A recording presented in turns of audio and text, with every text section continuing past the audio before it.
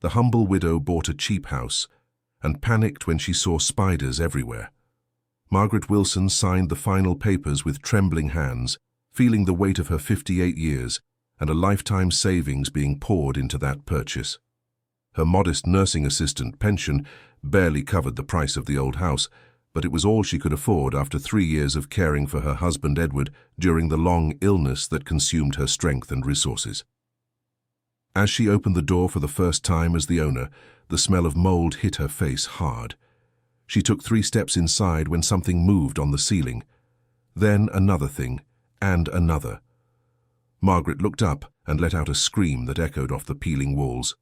Spiders. Dozens of them. Hundreds, perhaps. Descending the walls, hanging from webs that covered every corner, every crack. Big, small, of all colors and sizes. The scream came from her throat like a primitive sound, full of pure panic. Margaret stumbled backward, nearly falling on the doorstep. Her legs seemed not to respond to her commands. The spiders moved toward the light coming through the open door, creating a frightening living wave of legs and hairy bodies. "My God, my God, my God," she repeated, her voice choked. Across the street, 2 women stopped what they were doing to watch. One of them, with white hair tied in a low bun, approached a few steps but kept a safe distance. The other, younger one, held her companion's arm, preventing her from getting closer. "I told you that house had problems," the younger one commented quietly, but loud enough for Margaret to hear. Margaret retreated a few more steps, her eyes still fixed on the dark interior of the house. The spiders kept moving, as if they were used to intruders, as if this was their territory, not hers. With her hand still shaking, she searched her pants pocket for the card the realtor, Mr. Jenkins, had given her. She needed to call immediately. This was not part of the deal. He hadn't mentioned anything about spiders. Nothing about that. The phone rang once, twice, 3 times, 4 times. Voicemail. "Mr. Jenkins, this is Margaret Wilson, the lady who bought the house on Magnolia Street. I need to speak with you urgently. There's a serious problem here. Please call me back as soon as possible." She hung up and looked at the house again. A large brown spider with orange stripes had come all the way out onto the doorframe, as if daring her to enter again. Dear listener, if you're enjoying the story, please take a moment to like the video and especially subscribe to the channel. It really helps us who are just starting out. Now continuing. The hours dragged on. Margaret called the realtor 3 more times, always getting his voicemail. She tried the office, but a polite secretary informed her that Mr. Jenkins had taken an unexpected leave of absence with no estimated return date. "Leave?" Margaret almost yelled into the phone. "I just bought a house with him this morning." "I'm sorry, Ma'am, but I don't have any more information. Can I take a message?" Margaret hung up without answering. The sun began to set, tinting the sky orange and pink. She was sitting on the sidewalk in front of the house, watching the door still slightly ajar. She had closed it on her first attempt, but the latch was broken and it opened again by itself, like a macabre invitation. That's when she saw the envelope. It was tucked under a rock beside the door, as if someone had placed it there recently. Carefully avoiding the spiders that occasionally came out onto the porch, Margaret picked up the paper. The handwriting was rushed, almost illegible in some parts. "Mrs. Wilson, I apologize for not being able to explain in person. There are things about this house that I was not authorized to tell you during the sale. You need to discover the truth on your own. Do not sell. Do not give up. What seems like a curse may be a blessing. Look for Mrs. Dorothy, your neighbor in the yellow house next door. She knows everything. Jenkins." Margaret read the note 3 times, feeling a mix of anger and confusion. What kind of real estate agent disappeared like that? What kind of business was this? She looked to the side. The yellow house was small and well kept, with flower pots in the window. She went over and knocked on the door. The woman who answered was the same white-haired woman who had observed the incident earlier.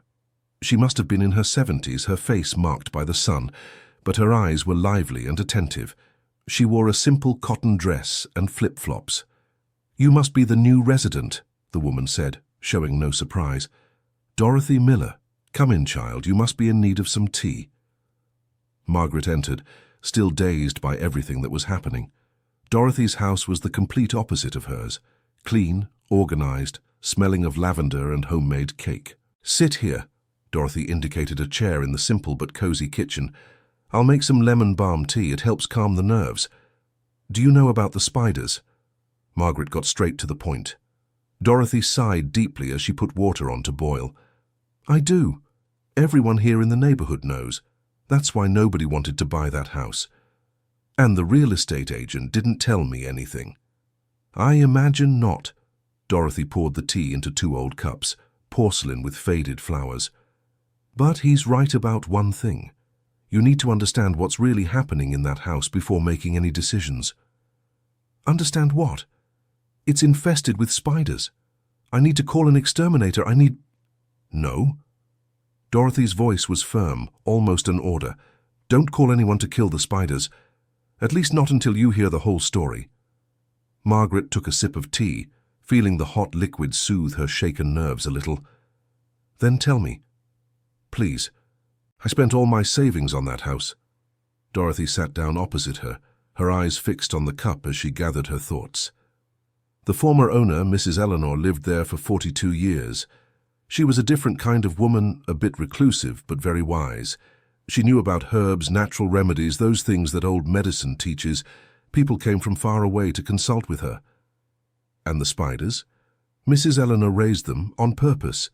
Dorothy raised her hand when she saw Margaret start to get up. "Wait, let me finish. She discovered that the venom from certain spider species had powerful medicinal properties. She used it to make treatments for joint pain, arthritis, rheumatism. It worked like magic." Margaret processed this information slowly. "She raised venomous spiders inside the house." "They're not that venomous, at least not to people. Mrs. Eleanor knew exactly how to handle them. The problem is that when she passed 3 months ago, nobody knew what to do with them. Her children just wanted to sell the house quickly. They didn't care about anything else." 3 months? Margaret's voice came out high-pitched. "Those spiders have been there with no one taking care of them for 3 months?" "Apparently they managed just fine on their own." Dorothy gave a humorless smile. "Mrs. Eleanor had trained them in a way. They hunted insects, kept the house free of worse pests, believe it or not." Margaret buried her face in her hands. This was a nightmare. It had to be. "And why did the real estate agent sell me this house knowing this? Because Mrs. Eleanor's children wanted to get rid of the property at any cost. They lowered the price until it was impossible to refuse. And the real estate agent, well, he needed the commission. But it seems his conscience got to him in the end." "Conscience? He deceived me." "I know." Dorothy placed her hand over Margaret's in a maternal gesture. "But perhaps it's not as bad as it seems. Mrs. Eleanor left many valuable things in that house. Not gold or money, but knowledge, recipes, methods. She documented everything in notebooks. I don't care about notebooks. I want a house where I can live without having panic attacks. So will you sell?" Margaret opened her mouth to say yes, that she would sell immediately, that she wanted nothing to do with it. But the words didn't come out, because the truth was she had nowhere to go. She had sold the house where she lived with Edward to pay the medical debts. This house was all she had now. "I can't sell," she admitted, her voice breaking. "I have no other place." "Then perhaps you should try to understand this situation before running away from it." Dorothy squeezed her hand. "Come here tomorrow morning. I'll show you some tricks I learned watching Mrs. Eleanor. The spiders aren't monsters, dear. They're just animals, and animals can be controlled when we understand them."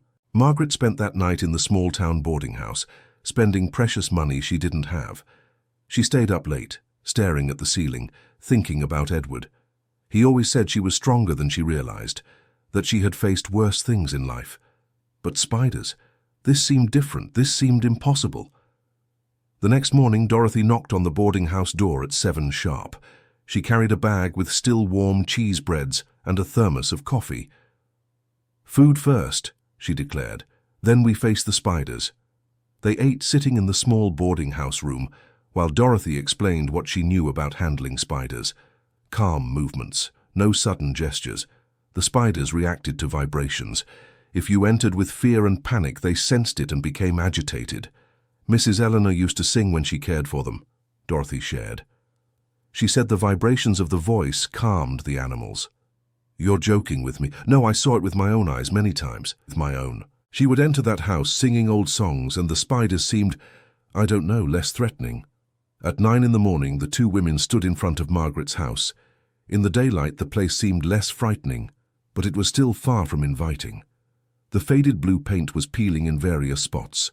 The red tile roof had moss stains, and the small front garden was overgrown with weeds. "Let's go in together," said Dorothy, "but slowly, and take a deep breath." Margaret took the key with trembling hands. She opened the door slowly. The same musty smell from the previous day greeted her, along with the sight of webs covering the ceiling and walls. But this time, with Dorothy by her side and the morning light illuminating the interior, Margaret could observe better. The house had 2 main rooms, plus a small kitchen and a bathroom in the back. The spiders were everywhere, yes, but most were still in their webs, apparently sleeping or resting. "See," whispered Dorothy. "They're not attacking. They're just living their lives. That doesn't make me feel better. It will, with time." Now let's look for Mrs. Eleanor's notebooks. She used to keep everything in a wooden box under the bed. Crossing the living room was one of the most difficult things Margaret had ever done. Each step seemed to take forever.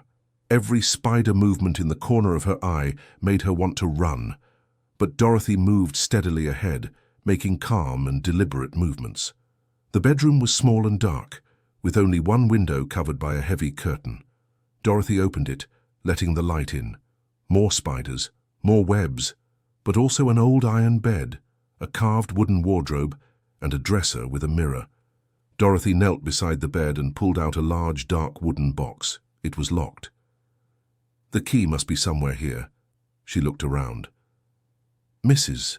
Helena used to hide important things in obvious places because she said nobody looked in the obvious. Margaret, keeping as far away from the webs as possible, began opening the dresser drawers. Old clothes, scarves, some worthless costume jewelry. In the last drawer, beneath a stack of yellowed letters tied with ribbon, she found a small bronze key. "Here," she handed the key to Dorothy, still not feeling comfortable enough to approach the bed too closely. The box opened with a click. Inside were notebooks, many notebooks. Some were old, with worn covers and yellowed pages. Others were more recent, with metal spirals. Dorothy picked up one of the oldest and began flipping through it. "Look at this," she showed Margaret. "Detailed notes about each spider species, how they behave, what they eat, how to safely extract the venom." Margaret looked over her neighbor's shoulder. The handwriting was neat, almost artistic, with detailed drawings of the spiders in the margins. And here, Dorothy turned several pages until she found what she was looking for. Recipes, ointments, tinctures, extracts, all using components from the spider venom. "Does this really work?" Margaret asked, skeptical. "It worked for many people in this neighborhood. My own sister used Mrs. Eleanor's ointment for arthritis for years. She said it was the only thing that truly relieved the pain." Margaret picked up one of the more recent notebooks and began flipping through it. Among the scientific notes there were also personal notes, reflections on life, on aging, on the loneliness after Eleanor's husband had passed. "Spiders are misunderstood," read one passage. "People fear them because they don't understand them. But they are methodical, hard-working creatures that just want to survive and fulfill their purpose. They're not so different from us." Something in those words touched Margaret in a strange way. Didn't she feel misunderstood herself? People looked at her and saw only a humble widow, an ordinary woman. No one saw the struggles she had faced, the strength she had developed. "Take the notebooks," said Dorothy. "Study them, understand what Mrs. Eleanor was doing, and then decide what you want to do." The two women left the house carrying the heavy box. Margaret looked back one last time before closing the door. The spiders were still there, indifferent to the human presence. That night at the boarding house, Margaret began reading the notebooks. First reluctantly, then with growing interest. Mrs. Eleanor wasn't just a spider breeder. She was a self-taught scientist, a dedicated researcher who had spent decades studying the medicinal properties of various species. There were notes about tests, about volunteers who had tried her treatments, about surprising results. A man who regained movement in arthritic fingers after just 3 weeks of treatment. A woman who had abandoned strong pain medication for back pain after using Eleanor's ointment. But what impressed Margaret the most were the letters, dozens of them, attached to the notebooks, from people thanking her for the treatments. Some were from years ago, others more recent. "Mrs. Eleanor, you saved my quality of life. After years of suffering with pain that doctors couldn't control, I finally found relief thanks to your work. May God bless you." Margaret closed the notebook and looked out the boarding house window. The moon was high, illuminating the empty streets of the small town. She thought of Edward again. In the last years of his life, the pain was constant. The medications barely worked. If she had known Mrs. Eleanor back then, perhaps... But there was no use thinking about perhaps. What mattered was deciding what to do now. For the first time since she had opened that door and seen the spiders, Margaret began to consider that this might not just be a problem. Perhaps it was also an opportunity. Dear listener, if you're enjoying the story, please take a moment to like and especially subscribe to the channel. It really helps us who are just starting out. Now, continuing. A week had passed. Margaret divided her time between the boarding house and daily visits to the home, always accompanied by Dorothy. Each day she stayed a little longer inside. Each day the panic subsided a bit more. Dorothy taught her practical tricks. How to sweep the floor without disturbing the ceiling webs, how to clean the kitchen while keeping a spider-free zone, how to identify which species were calmer and which were best left alone. Mrs. Eleanor had names for some of them, Dorothy said, pointing to a large, hairy spider in a corner of the ceiling. That one there she called Charlotte. She said it was the oldest, had been with her for almost 5 years. Margaret looked at the spider. Charlotte had orange and black stripes and remained motionless in its web like a silent sentinel. 5 years? Do spiders live that long? Some species do. Mrs. Eleanor had several like that, which had been with her for years. It was during the second week that everything changed. Margaret was in the kitchen trying to determine what needed fixing when she heard the front door open. "Mom! Mom!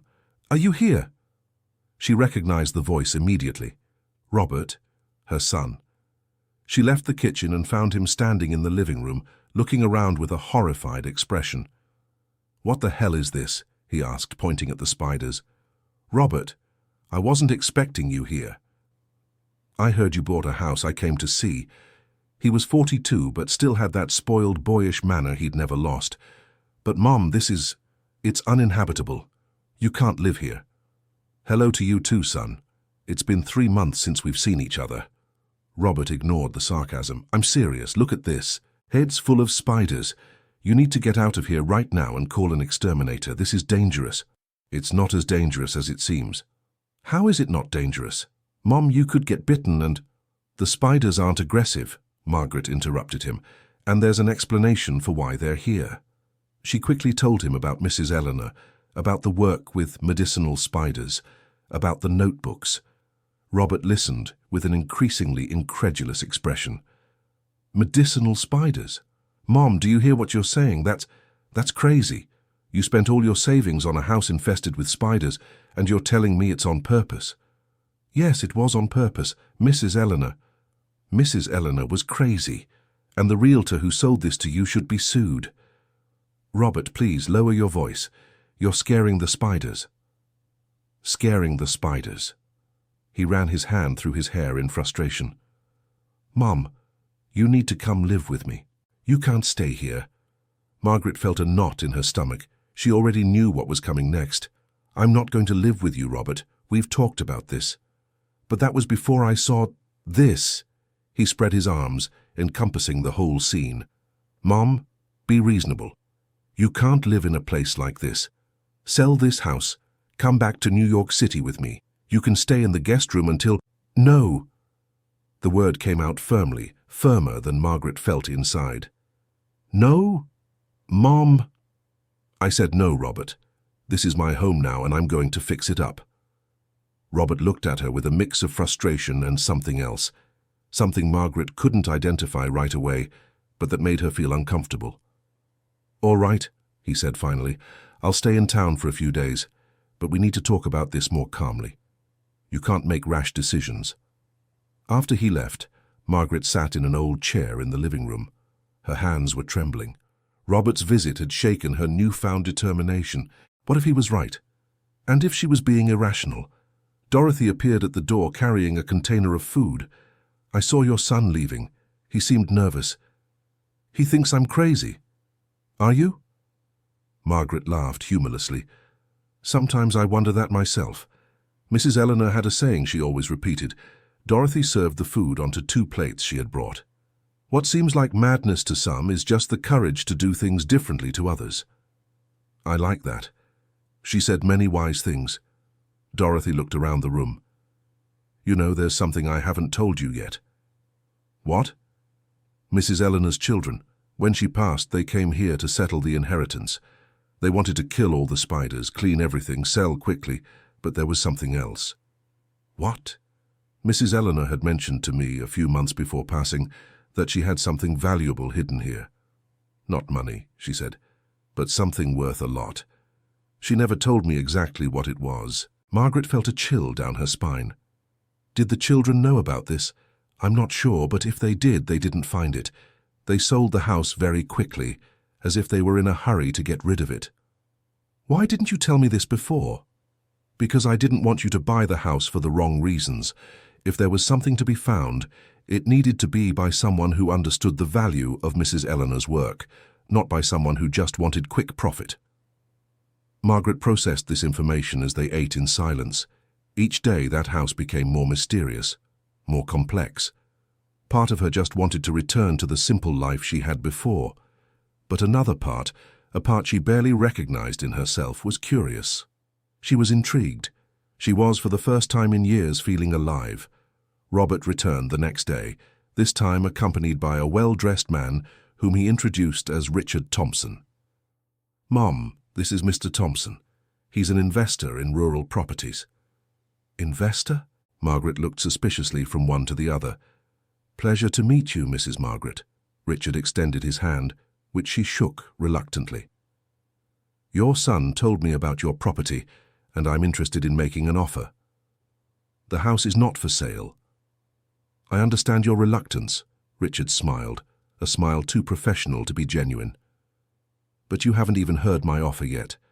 I'm willing to pay 3 times what you paid for the property, in cash, up front, 3 times.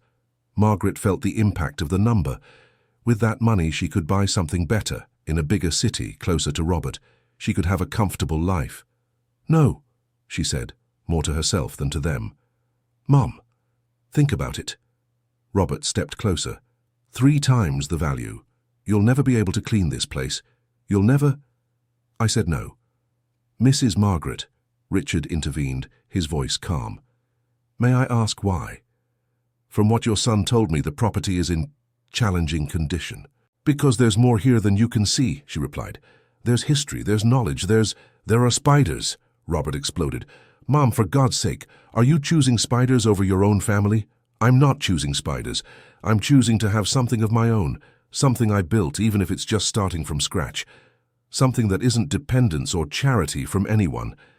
The words came out with more emotion than she intended. Robert stepped back as if he'd been slapped. "Charity? Is that how you see my offers of help?" "Robert, I didn't mean—" "No, it's very clear what you meant." He turned to Richard. "Sorry to have you come all this way. My mother is being stubborn." "Don't worry," Richard replied, but his look at Margaret had changed. There was something calculating in it now. "The offer remains open, Mrs. Margaret. If you change your mind, my card is with your son." After they left, Margaret collapsed into the chair, trembling. She had remained firm, but at a high emotional cost. Robert's hurt expression was etched in her mind. Was she being selfish? Should she have accepted? That night, she couldn't sleep. She kept reading more of Mrs. Eleanor's notebooks, searching for what? Answers? Justification? She herself didn't know. It was in one of the oldest notebooks that she found something different. They weren't just notes about spiders, they were deeper personal reflections. "My children don't understand my work. To them, they're just disgusting bugs. They don't see the beauty, the purpose, the dedication. They want me to sell everything and go live with them in the city. They say it's for my own good. But I know it's because they're ashamed of what I do. Because they want to control what they don't understand." Margaret felt a shiver. It was as if Mrs. Eleanor was speaking directly to her across time. "I've decided that when my time comes, I will leave everything to someone who understands. Someone who sees value where others see only horror. I don't know who that person will be yet, but I trust that the spiders will recognize." The spiders will recognize. What a strange phrase. Margaret closed the notebook and looked around the boarding house room. What exactly did Mrs. Eleanor mean by that? The next morning she returned to the house determined to clean it for real. Not to get rid of the spiders, but to make it livable alongside them. Dorothy had agreed to help, and she brought rags, brooms, and buckets. "Let's start with the kitchen," Dorothy suggested. "It's the most important place to be functional." They worked for hours. They washed the painted cement floor, cleaned the old tile countertops, and organized the cabinets. The spiders watched from their corners, but did not interfere. It was almost as if they understood that the cleaning wasn't a threat. "See?" Dorothy said. "They're not foolish. They know when someone is trying to help." It was while cleaning under the sink that Margaret found something strange. There were marks on the walls, small, almost imperceptible, but definitely intentional. They looked like letters or numbers, but they were partially covered by old webs. "Dorothy, look at this." The neighbor knelt beside her. "I've never seen this before. Do you think Mrs. Eleanor marked something here?" Margaret took a damp cloth and carefully cleaned the area. The marks became clearer. They were numbers, coordinates perhaps, or a code. "Are there more marks in other places?" Dorothy asked. The two began searching the house systematically. They found similar marks in 3 other locations: behind the bedroom wardrobe, inside a cabinet in the living room, and on the bathroom ceiling. The most interesting thing was that each of these places was heavily covered with spider webs, as if the spiders were deliberately protecting these areas. "This is too strange," Margaret murmured, looking at the marks she had copied onto a piece of paper. "Maybe this is what Mrs. Eleanor meant," Dorothy said quietly, "about leaving something valuable. Maybe it's some kind of map or code." But a code for what? Before they could discuss further, they heard voices from outside. Margaret went to the door and saw a woman in her 50s, well-dressed, walking toward the house. Behind her, somewhat reluctantly, came a teenager carrying a backpack. "Excuse me," the woman called out. "Are you the new owner?" "I am. Can I help you?" The woman hesitated, looking at the house with a mixed expression of nostalgia and sadness. "My name is Monica. Monica Parker. I was Mrs. Eleanor's daughter." Margaret felt her stomach tighten. Mrs. Eleanor's daughter. One of the people who had sold the house without caring about what her mother had built there. "Come in," she said, trying to keep her voice neutral. Monica entered cautiously, followed by the teenager whom Margaret assumed was her son. "This is Daniel, my son. He's 16. The boy waved timidly, but his eyes were already exploring the surroundings, settling on the spiders with curiosity rather than fear. "I came because," Monica began, then stopped, emotional. "Because I can't stop thinking I made a terrible mistake. Mum spent her whole life in this house, and I just got rid of it. Got rid of everything she loved." Margaret Wilson didn't know what to say. Dorothy Miller, who had been quiet until then, intervened. "Sometimes we need time to understand the value of things. I should have understood sooner. I should have—" Monica wiped away her tears. "Mom tried to teach me about her work. She tried to show me how the spiders weren't enemies, but I was always afraid. I always thought it was all too strange." "This is my fault," Daniel spoke suddenly. "I convinced my mom to come here. I wanted to see Grandma's house one last time. She used to bring me here when I was little before she got sick. I loved listening to her stories." "Stories about the spiders?" Margaret asked. "About everything. Grandma was amazing. She knew so much about plants, about animals, about how things connected." The boy's eyes sparkled as he spoke. "She had a theory that spiders could recognize people. Not physically, but by energy," she said. "Dear listener, If you're enjoying the story, feel free to leave a like and especially subscribe to the channel. It really helps us who are just starting out. Now continuing. Energy? Dorothy asked, interested. Grandma said spiders sensed vibrations, not just physical but emotional too. That they knew when someone was afraid, when someone was calm, when someone had good intentions. Daniel approached one of the webs, observing a light brown spider. This one is a Lycosa. Grandma had a whole book just about this species. Margaret and Dorothy exchanged surprised looks. The boy clearly had knowledge about his grandmother's work. "Do you remember the things she taught you?" Margaret asked. "Some. I was quite young when she started getting sicker and stopped bringing me here as often. But I remember the basics." He looked at his mother. "Mom, don't you remember? Grandma always said she had left detailed instructions for someone to continue her work." "She mentioned that in her last months," Monica admitted, "but I didn't pay attention. I thought it was delusions from the illness." "They weren't delusions," Margaret said firmly. "I found the notebooks, all of them. Her notes are meticulous, scientific. Her work was real and important." Monica began to cry more openly now. "I threw away so much knowledge, so many things she had collected over the years. I just wanted to get rid of everything quickly because I couldn't stand being here. Because I felt guilty for not visiting more, for not understanding." "Not everything was thrown away," Dorothy intervened gently. "The notebooks are here. The spiders are here. The knowledge still exists." Daniel, who continued exploring the house, suddenly called from the kitchen, "There are strange marks here. They look like part of a code or something." The three women joined him. The boy was pointing to the marks Margaret had discovered earlier. "Grandma did this," he said excitedly. "She had a code system to mark important things. She taught me some when I was little. Let me see." He pulled a cell phone from his pocket and started taking pictures of the marks, his fingers flying across the screen as he apparently made calculations or consulted something. "Daniel has an incredible photographic memory," Monica explained with pride mixed with sadness. Mum used to say he had inherited her scientific mind. "I know what this is," Daniel exclaimed after a few minutes. "They're coordinates, not GPS, but location coordinates within the house itself. Grandma created a mapping system. Look here." He showed his phone, where he had drawn a simple diagram of the house's floor plan and marked the spots where the markings appeared. "If we connect these dots, they form a line that leads straight to—" He looked around, orienting himself.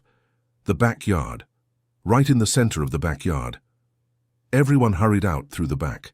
The backyard was small, surrounded by a worn wooden fence overgrown with tall weeds, but in the center there was a clearer space where the grass grew differently. "Something was buried here," Daniel said with conviction. "Grandma always said the best way to preserve something was to return it to the earth." "Should we dig?" Margaret asked, looking at Monica. "Technically, anything buried here would be part of your family's inheritance." Monica shook her head vigorously. "No, Mom sold the house. What's here now is yours. She would have wanted it that way." She looked at Margaret with eyes still wet. "You are willing to continue her work. That's more than I or my siblings were ever willing to do." Dorothy went to get shovels from her house. When she returned, the four of them began to dig. They didn't need to go very deep. About 20 inches below the surface, Daniel's shovel hit something solid. It was a box, larger than the one containing the notebooks, made of metal and carefully sealed with wax to protect against moisture. Carefully, they removed the box from the earth. It was heavy. Margaret felt her hands tremble as she wiped the dirt from the lid. There was an inscription engraved in the metal. "For those who understand that true value lies not in what seems precious, but in what truly heals." That was so typical of her, Monica whispered. Always with these cryptic phrases. Margaret opened the box. Inside, neatly arranged, were dozens of small dark glass bottles. Each was labeled with careful handwriting. Concentrated extract, Lycosa erythrognatha, purified venom, Phoneutria nigriventa, base compound, multiple species. "My God," Daniel whispered. "These are the final extracts. Grandma spent years developing the perfect extraction and purification technique. These bottles must represent decades of work." Beneath the bottles were more notebooks, these even more detailed than the previous ones. Chemical formulas, testing protocols, documented results, and at the bottom a sealed envelope with the words, "For the one who comes after me," written in golden letters. With trembling fingers, Margaret opened the envelope. Inside was a long letter, handwritten. "If you are reading this, it means the house has found you. Yes, the house found you, not the other way around. I've learned over the years that places have a way of attracting the right people at the right time. You've probably been through hard times. You're probably feeling lost, questioning your choices. I've felt that way many times too, but I want you to know that the work I started here has value. Real, measurable value that can ease true suffering. The extracts in this box are the result of 40 years of research. I treated hundreds of people during that time, always for free or through exchange. I never sought profit, because that wasn't the purpose. The purpose was always to help. But I understand the world has changed, that you may need sustenance. That's why I leave here not just the extracts, but also contacts for ethical laboratories that would be interested in my work. People who understand the value of natural treatments and want to study them properly, not just exploit them.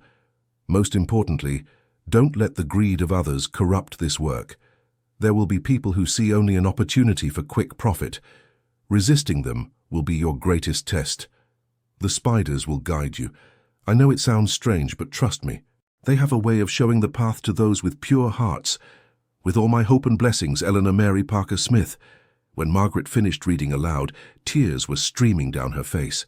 Monica was openly sobbing, leaning on Daniel. Even Dorothy had misty eyes. "She knew," Monica said between sobs. "Mom knew none of us would carry on her work. That's why she did all this." "It's not about blame," Margaret said gently. "It's about different paths. Your mother understood that, and she found a way to make her legacy continue." Daniel knelt beside the box and picked up one of the notebooks. "These formulas are incredible. With current pharmacology knowledge, this could be developed into—" "Mrs. Wilson, do you understand what you have here?" "I'm beginning to," Margaret admitted. "This could be worth a fortune. A pharmaceutical lab would pay millions for this research." The boy's eyes shone with youthful enthusiasm. "No," Margaret said firmly, surprising herself with the certainty in her voice. "I won't sell to big labs. Your grandmother left this to help people, not to enrich corporations. But you could help more people if— Not that way." Margaret looked at the bottles, then at the house covered in webs. "I'll do it the way your grandmother did. Small, local, affordable for those who really need it." Monica looked at her with admiration mixed with relief. "You're exactly the kind of person Mom hoped would find this." "Can I help?" Daniel asked suddenly. "I mean, I know I'm young and still in school, but I really want to learn. Grandma would have wanted someone in the family to stay involved, and my mom— No offense, Mom, but you have too much trauma with spiders." "None taken," Monica laughed wetly. "And I think that would be wonderful. If Mrs. Wilson agrees, of course." Margaret looked at the boy.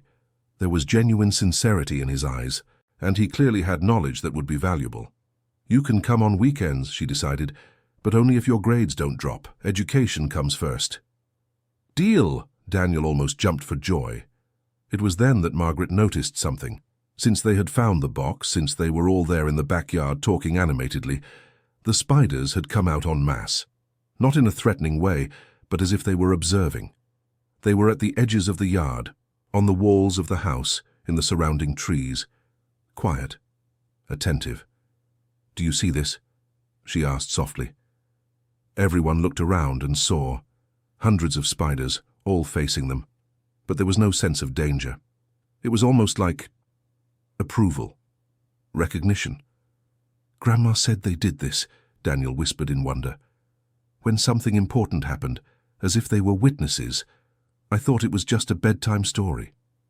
"Perhaps it wasn't," Dorothy said, her voice full of reverence. That night, Margaret finally left the boarding house. Dorothy had helped clean one of the rooms in the house, creating a spider-free zone where she could sleep safely while gradually getting used to her new housemates. Lying in the bed that had been Mrs. Eleanor's, looking at the ceiling where a few spiders still maintained their webs, Margaret thought about how her life had changed in such a short time. 3 weeks ago, she was signing papers at the real estate agency, terrified at the thought of starting over alone. Now she was in a house full of spiders, guardian of a legacy she barely understood, but felt was important in a deep and inexplicable way. She picked up her phone and, after hesitating for a long moment, typed a message to Robert. "Son, I know you don't understand my choices, but I need you to know that I'm okay. I'm finding a purpose I didn't know I needed. I love you. Mum."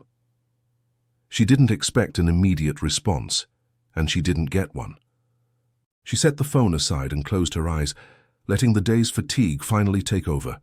For the first time in months, she slept deeply, without nightmares, without waking in the middle of the night thinking about bills or worries.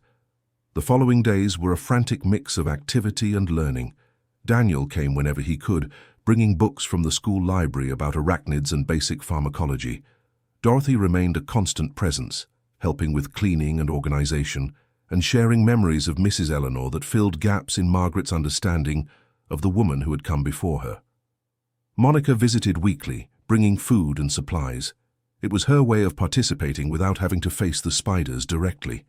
She and Margaret developed an unlikely friendship, united by Eleanor's legacy. It was during the 3rd week that things began to get complicated. Margaret was in the kitchen, studying one of the formula notebooks, when she heard a loud knock at the door. It was Robert, and he wasn't alone. Richard Thompson was with him again.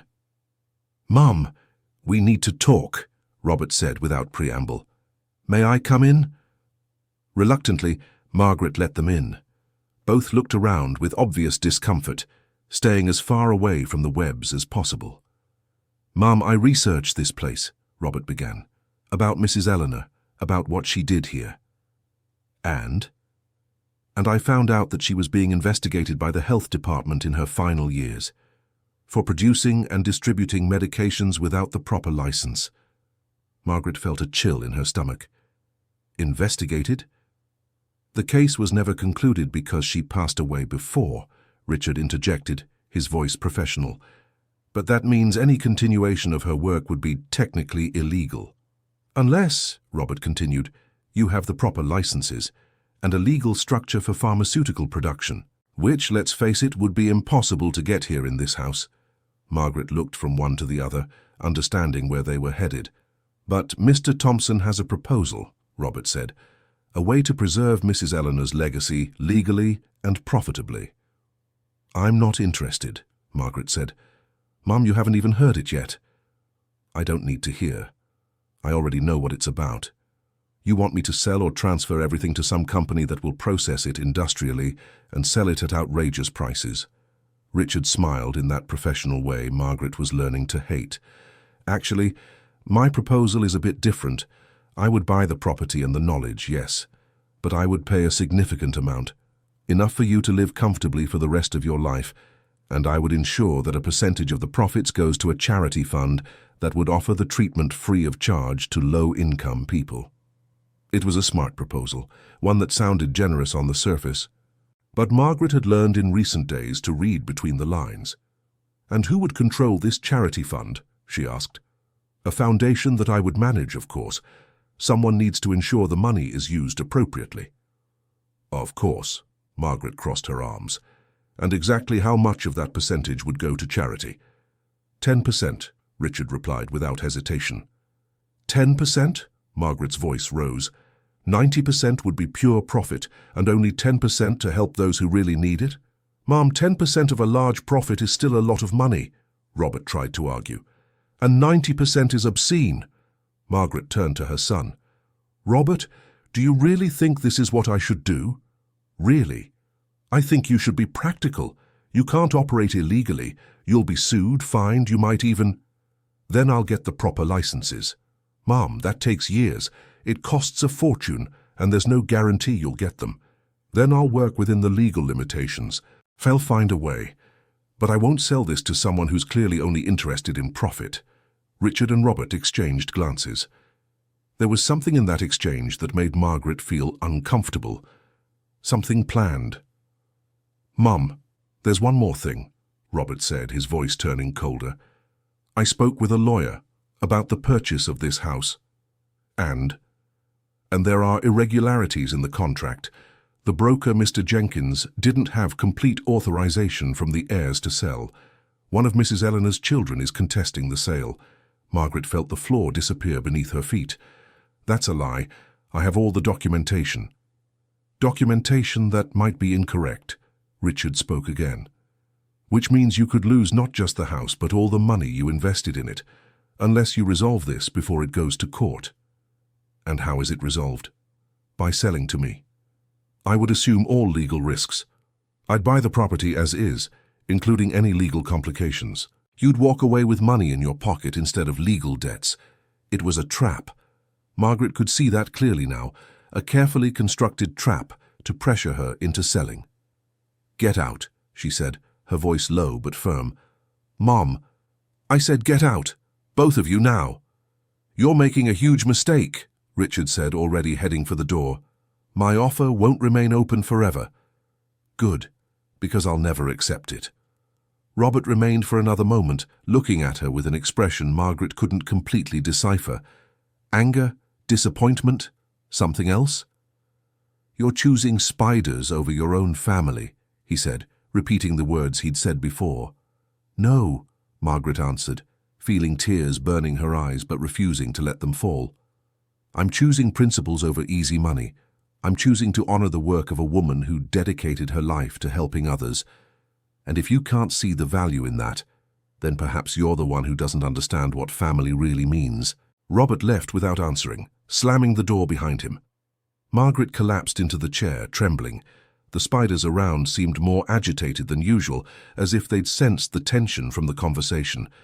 It was Dorothy who found her like that, 20 minutes later.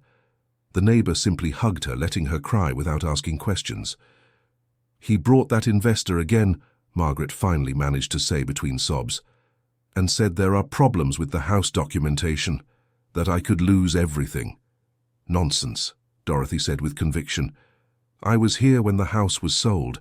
I saw all of Mrs. Eleanor's children sign the papers. There's nothing wrong with the documentation." "Then why would he say that?" "Because he's trying to scare you, make you make a rushed decision." Dorothy held Margaret's face with both hands. "Listen carefully to what I'm going to tell you. Your son is being influenced by that man. I don't know why, but there's something more going on here." "What do you mean?" "I think your Robert has some kind of problem, money probably, and sees this house as a quick solution." Margaret thought about Dorothy's words. Robert had always struggled with money, borrowing from one place to pay another, making questionable investments, living beyond his means. Edward used to say their son had eyes bigger than reality. "Even if it's true," Margaret said, "I won't solve his problems by selling this. It would just prolong a destructive pattern." "Exactly."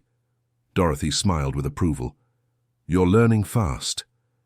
That night, Margaret couldn't sleep. She lay awake, thinking about Robert, about Edward, about all the choices she'd made in life. She had always put others first. First her parents, then her husband, then her son. When was it her turn? When did her needs and dreams matter? For the first time, she was choosing something for herself, and she was being punished for it. No, she mentally corrected herself, not punished, tested, as Mrs. Eleanor had written in the letter. This was the test. The next day, Margaret went to the city to look for a lawyer. She didn't want to spend the little money she had left, but she needed to know the truth about the legal situation of the house. The lawyer she found, Dr. Michael Stevens, was a middle-aged man with a modest but organized office. He listened attentively as she explained the situation. "Let me see the documentation," he requested. Margaret handed over the papers she had received at the purchase. Dr. Michael examined them carefully for several minutes, occasionally jotting something down on a notepad. "Everything is in order," he finally said. "There are no irregularities here. All the heirs signed, the transaction was properly recorded. Whoever told you there were problems was either lying or misinformed. So I won't lose the house?" "No, unless there's some completely different reason that I'm unaware of. But based on these documents, the property is legally yours." Margaret felt an enormous weight lift from her shoulders. What about the issue of producing medicinal treatments? My son mentioned it's illegal. Dr. Michael made a face. That's a more complicated area. Technically, you can't produce and sell medications without the proper licenses. But there are loopholes. If you operate as a kind of natural treatment consultant, where people come to you and you offer guidance, you could argue that it's within the law. Especially if you don't charge for the treatments themselves, just for consultation or materials. Like Mrs. Eleanor used to do. Exactly. She was careful in that regard. She never sold medications. She offered treatments and accepted donations. It's a grey area, but legal if done correctly. And if I eventually wanted to pursue the proper licenses, to do this more officially, it would take time and resources, but it would be possible, especially if you can partner with some research institution or university. They could validate the work scientifically, which would greatly facilitate the licensing process. Margaret left the lawyer's office feeling lighter and more determined. She had a path now. It wouldn't be easy, but it was possible. But first, she needed to do something she had been putting off. She called Robert. The conversation was difficult. Robert was still defensive, insisting he was only trying to protect her. But when Margaret mentioned that she had consulted a lawyer and discovered that everything Richard had said about irregularities was false, there was a heavy silence on the other end of the line. Robert, is there something you need to tell me? More silence. Son, please, be honest with me. I owe money, he finally admitted, his voice filled with shame. A lot of money. I invested in a business that seemed good, but it was a fraud. I lost everything, and I borrowed more to try to recover. Now I'm in debt and Richard offered to help me if I could convince you to sell. Margaret closed her eyes, feeling a mix of anger and sadness. How much? 250,000. My God, Robert. I know I was an idiot. But Mom, I was desperate. I still am. If I don't pay soon, I'll lose my apartment, my car, everything. And you thought the solution was to deceive me, lie about legal problems that don't exist. I didn't know he was lying about that. He told me he had checked and found irregularities. I just believed it because I wanted to believe. Robert, Margaret didn't even know where to begin. That's not how I raised you. That's not who you are. I know. I'm sorry. I'm so sorry. Her son's voice was breaking, and Margaret could hear he was crying. Part of her wanted to just forgive him immediately, resolve everything, do what she always did. But another part, the part that was learning to set boundaries, knew it wouldn't be good for either of them. Robert, I love you. You're my son, and you always will be. But I won't sell this house to solve your financial problems. You need to find another solution. There is no other solution.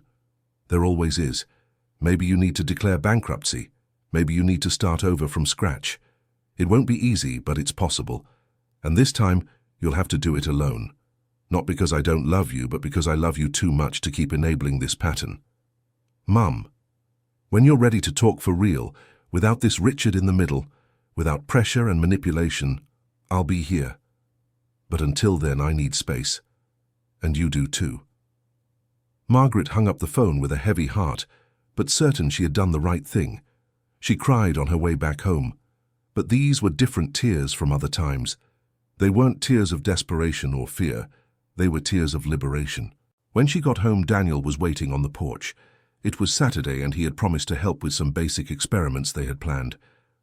Mrs. Wilson, is everything all right? He asked when he saw her red face.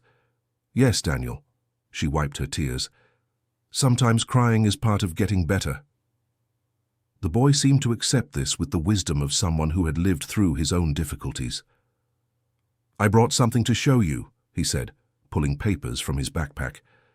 I researched university research programs. There's a pharmacy college 2 towns over that has a department focused on natural medicines and ethnopharmacology. Ethno what? Ethnopharmacology. It's the study of traditional medicines and their uses. Daniel's eyes shone with enthusiasm. They accept partnerships with independent researchers. If we present your grandmother's work, they might be interested. And with a university validating the research, it becomes much easier to get licenses. Margaret looked at the papers Daniel had printed. There was information about the department, about professors who worked there, about previous projects. "You did all this for me." "I did it for us," he corrected. "And for Grandma. She deserves to have her work properly recognized. Daniel, you're a special boy. Your grandmother would be very proud." "I hope so." He looked at the house covered in webs. "You know, I used to be afraid to come here when I was younger, but Grandma taught me that fear usually comes from lack of understanding. When you understand something, you can choose to respect it instead of fearing it. Your grandmother was very wise. She was, and you're being wise too." Daniel smiled. "My mom told me about your son, about the pressures he and that man are putting on you. Many people would have given up. Many times I almost did. But you didn't. That's what matters."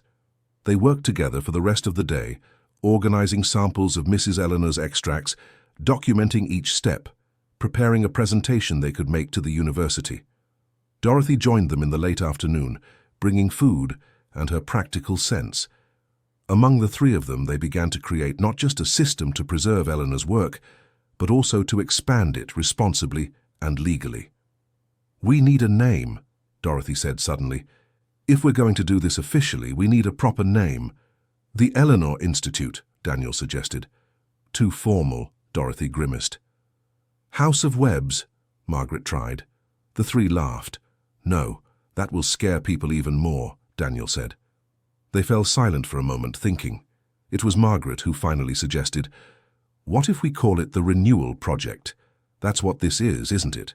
A way to renew something old, give new life to knowledge that was almost lost. And it's also about personal renewal. Mine, from Daniel learning from his grandmother, from Monica reconnecting with her mother's memory." Renewal Project. Dorothy tested the name. "I like it. It has hope in it."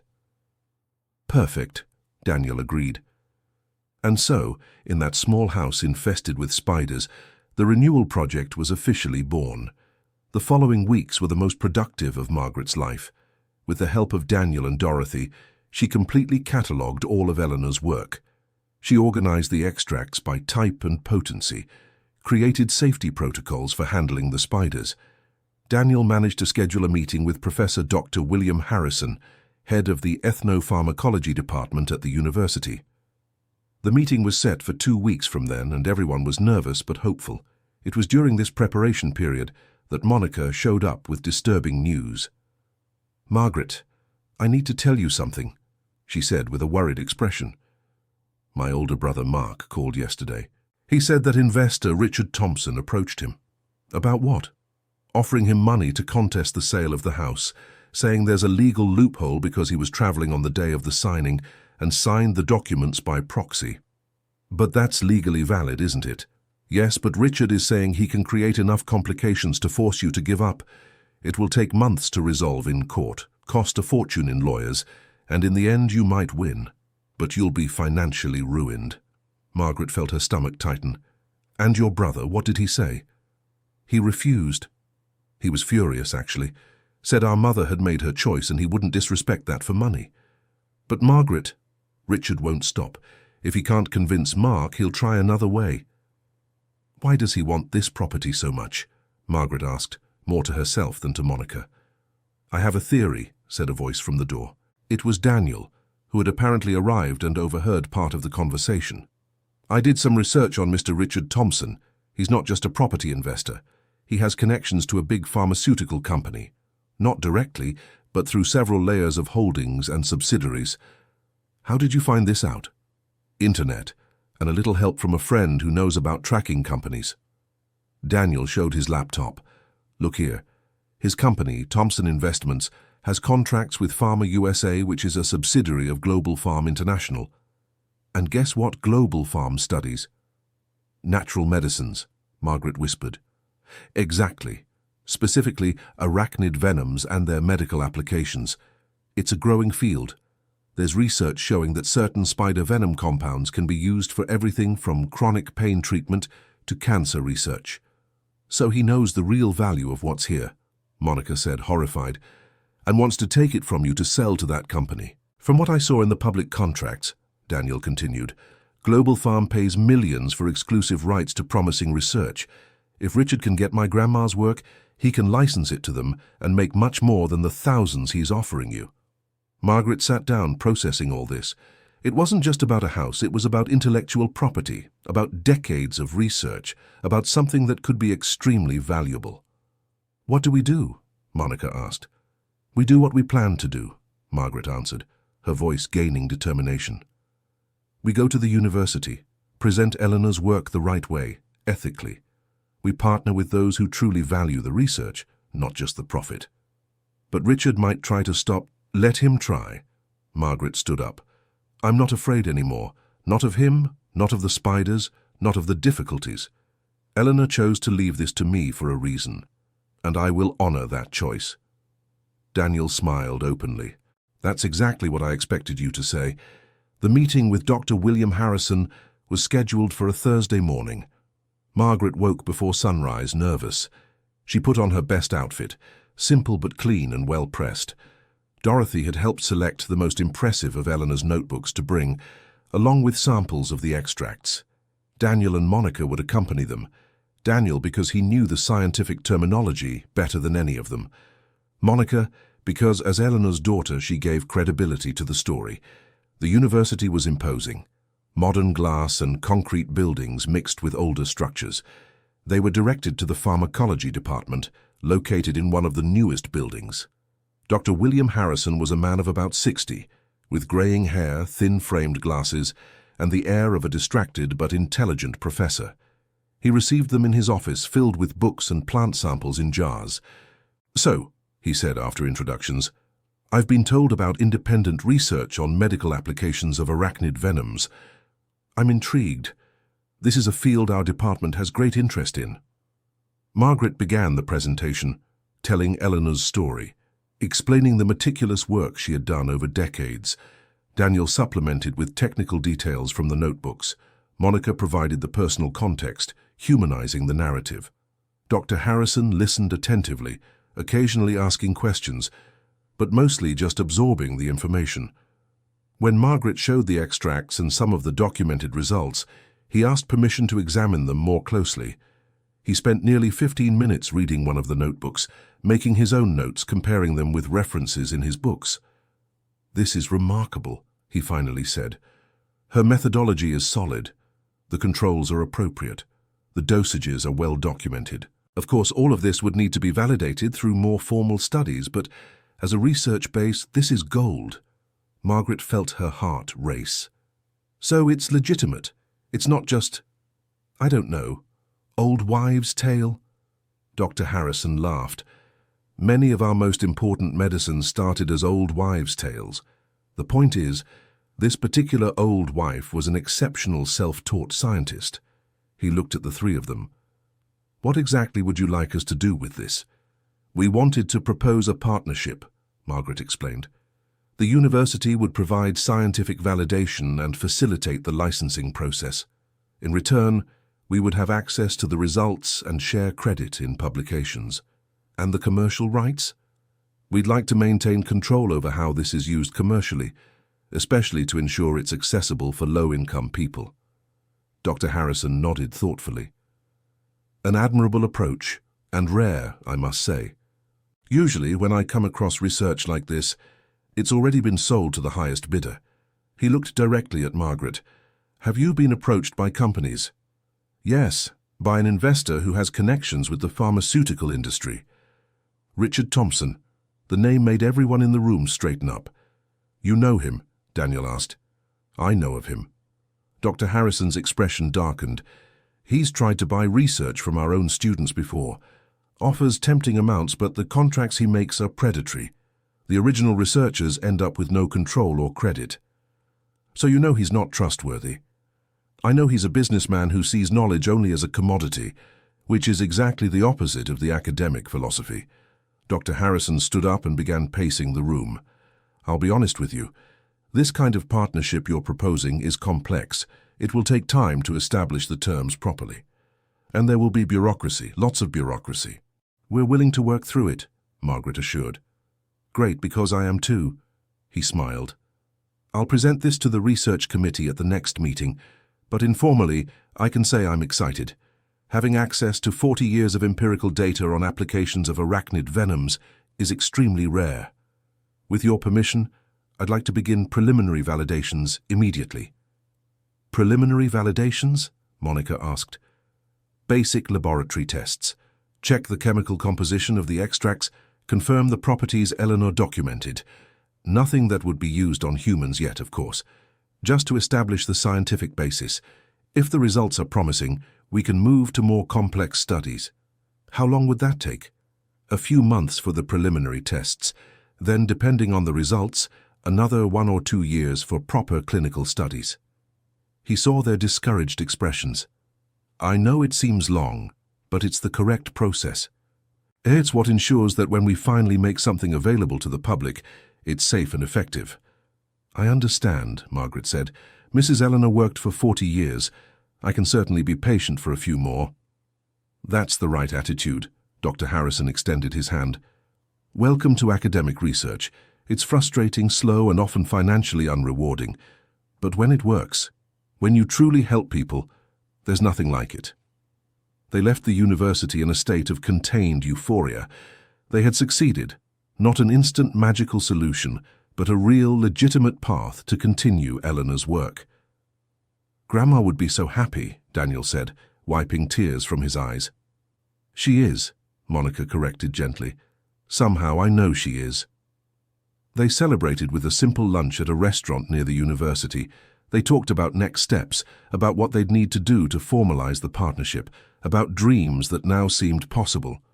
It was on the way back that Margaret noticed the car, a black sedan that seemed to be following them since they left the university.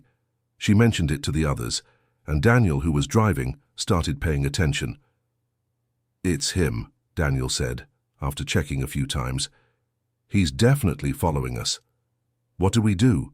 Monica asked nervously. Let's go straight to the police station, Daniel decided, but before he could turn, the sedan accelerated and overtook them, cutting them off on the road. Daniel had to brake sharply to avoid a collision. Richard Thompson and another man they didn't know got out of the sedan. Stay in the car, Margaret instructed. I'll talk to them. Mrs. Wilson, it's not safe, Daniel protested. We're on a busy road in broad daylight. It'll be fine. She got out of the car, her legs shaking but keeping her posture straight. Richard approached with a smile that didn't reach his eyes. Mrs. Wilson, what a coincidence running into you here. It's no coincidence. You followed us. I did. I admit it. He didn't seem the least bit ashamed. And I can guess where you've been. Visiting the university, right? Trying to establish some kind of partnership? That's none of your business. Actually, it is. You see, I also have connections at the university, and I can guarantee any partnership attempt will encounter obstacles. Are you threatening me? I'm offering reality. Richard crossed his arms. You're naive if you think you can just enter the academic and pharmaceutical world without problems. There are politics, there's competition. There are people who won't like an outsider wanting space. And you're one of those people. I'm someone who understands how the world works. You have something valuable. I want it. I'm willing to pay generously for it. Why make everything so complicated? Because it's not about money, Margaret said, her voice firm despite her nerves. It's about doing the right thing. The right thing? Richard laughed humorlessly. Mrs. Wilson, in the real world, the right thing doesn't pay bills. It doesn't secure your future. It doesn't protect you and your family. My family, Margaret repeated. You're the one who put my son in this difficult situation, aren't you? The debts he has, you're behind them somehow. Richard didn't respond, but his silence was confirmation enough. My God, Margaret whispered. You manipulated everything, from the beginning. Your son is an adult who made his own decisions. I merely presented opportunities and then offered solutions. Solutions that involve extorting me. Extortion is a strong word. I prefer to think of it as a business where everyone wins. Margaret looked at the man in front of her. Everything fell into place now. The rushed sale of the house, the low price, Robert appearing just when she was starting to get established, the constant pressures, the lies about legal irregularities. It had all been orchestrated. No, she said simply. No, I won't sell, I won't give in. No matter what you do, no matter how many obstacles you put in my path, this isn't just a house or research. It's the legacy of a woman who dedicated her life to helping others, and I won't let you destroy that out of greed. You'll regret this decision. Perhaps. But at least I'll regret doing what I believe is right. Margaret returned to the car. Richard stood motionless on the road, watching as they drove around his vehicle and continued their journey. That was very brave, Daniel said. It was very frightening, Margaret corrected, but necessary. When they got back to the city, they went straight to the police station and filed a report about the incident. The officer listened carefully but was honest about the limitations. Following someone isn't exactly illegal if it happened on public roads, and he didn't explicitly threaten you, from what I understand. But I'll document everything. If he escalates to something more serious, we'll already have a recorded history. It was better than nothing. That night, physically and emotionally exhausted, Margaret sat in her room, surrounded by the now familiar spiders. Charlotte, the large striped spider that Eleanor had named, was in her web in the corner as always. "And now?" Margaret asked aloud to the spider, as if it could answer. "How do I keep fighting someone with so many resources and so little scruples?" Obviously, Charlotte didn't respond, but there was something comforting about her constant presence. The spiders didn't judge. They didn't manipulate. They simply existed, doing their daily work of weaving webs and hunting prey, following the purpose for which they were created. Perhaps that's what she needed to do too. Follow her purpose. One day at a time. She picked up one of Eleanor's notebooks and began to read. This time she focused on the more personal entries, the reflections Eleanor had written during difficult times. "Today I received another letter from lawyers representing a large corporation. They want to buy my research for an amount that would solve all my financial problems. It would be so easy to accept. But I know the moment I do, I lose control over how this knowledge is used. And control is everything. Not because I want power, but because I want to ensure this continues helping those who truly need it, not just generating profit." Margaret smiled through her tears. It was as if Eleanor was speaking directly to her across time, offering strength and validation. She kept reading, finding other similar passages. Moments where Eleanor had been tempted to give up, but chose to continue. Moments where she'd had doubts, but found courage. The last entry in the final notebook was especially touching. "If you're reading this, my successor, I want you to know a few things. First, it won't be easy. There will be moments when you'll question if it's worth it. It is. Second, you're not alone. The right people will appear to help. Trust in that. Third, and most importantly, you are stronger than you think. If you are able to come this far, to face your fears and remain true to your principles, then you have everything you need to succeed. The spiders recognized you. They are not mistaken. Stay stubborn, stay brave, stay kind. The world needs more people like that." Margaret closed the notebook and held it against her chest, crying silently. These were not tears of sadness, but of connection. Across time and circumstances, two women who had never met were united by a shared purpose. The next morning, Margaret woke with renewed determination. She had a lot of work to do. She needed to prepare all the documentation to formalize the partnership with the university. She needed to continue studying Eleanor's notebooks to fully understand the work. She needed to learn to handle the spiders even more efficiently. Dorothy showed up early, as always, bringing coffee and bread. "I saw you wake up early. I figured you'd be hungry." "Thank you. You've been so... I don't even know how to thank you properly." "No need to thank me. This is what neighbors do. This is what friends do." Dorothy sat beside her. "Besides, I've had more adventure in these last few months than in the past 10 years. It's invigorating." They laughed together. Daniel arrived in the late afternoon, excited with news. Dr. Harrison called. He's already started preliminary tests with some samples we left, and the initial results are promising. Very promising. Already? I thought it would take months. Some basic tests can be done quickly. He said the chemical composition of the extracts is consistent with what Grandma documented. This is an important validation. Does this mean we can speed up the process? It could mean we'll get research committee approval faster. Dr. Harrison is going to present the preliminary results at next week's meeting. It was good news. For the first time, Margaret began to believe that maybe, just maybe, everything would work out. But life, as she was learning, was rarely simple. 3 days later, Robert showed up at the door. He looked different, thinner, with deep dark circles, wrinkled clothes. He looked like someone who hadn't slept well in weeks. "Mum, can we talk?" Margaret hesitated, but finally opened the door wider for him to come in. He looked around the house, seeing the improvements she had made. The kitchen was functional now. The living room had basic but comfortable furniture, and the spiders, though still present, were more organized in specific areas. "You really made this work," he said with surprise. "I'm trying." Robert sat down, looking much smaller than the man who had appeared weeks ago, full of certainties and pressures. "Mom, I need to apologize. For real. Not just for getting involved with Richard, but for the whole way I treated you. You were trying to build something new, something meaningful, and all I did was try to sabotage it because of my own problems." "Robert, no, let me finish. Please." He took a deep breath. "Since Dad passed, I felt lost. He was always the responsible one, the solid one. I was the messy one, the one who always needed rescuing. And when he was gone, I thought I needed to be strong for you. But I didn't know how to be strong. I only knew how to pretend. You didn't need to pretend anything. I know that now, and I realized you never needed me to be strong. You were always the strong one. Even when you were taking care of Dad, even when you were dealing with all the stress, you were the one holding everything together." Margaret felt a lump in her throat. "I didn't feel strong. I felt terrified. But you did it anyway.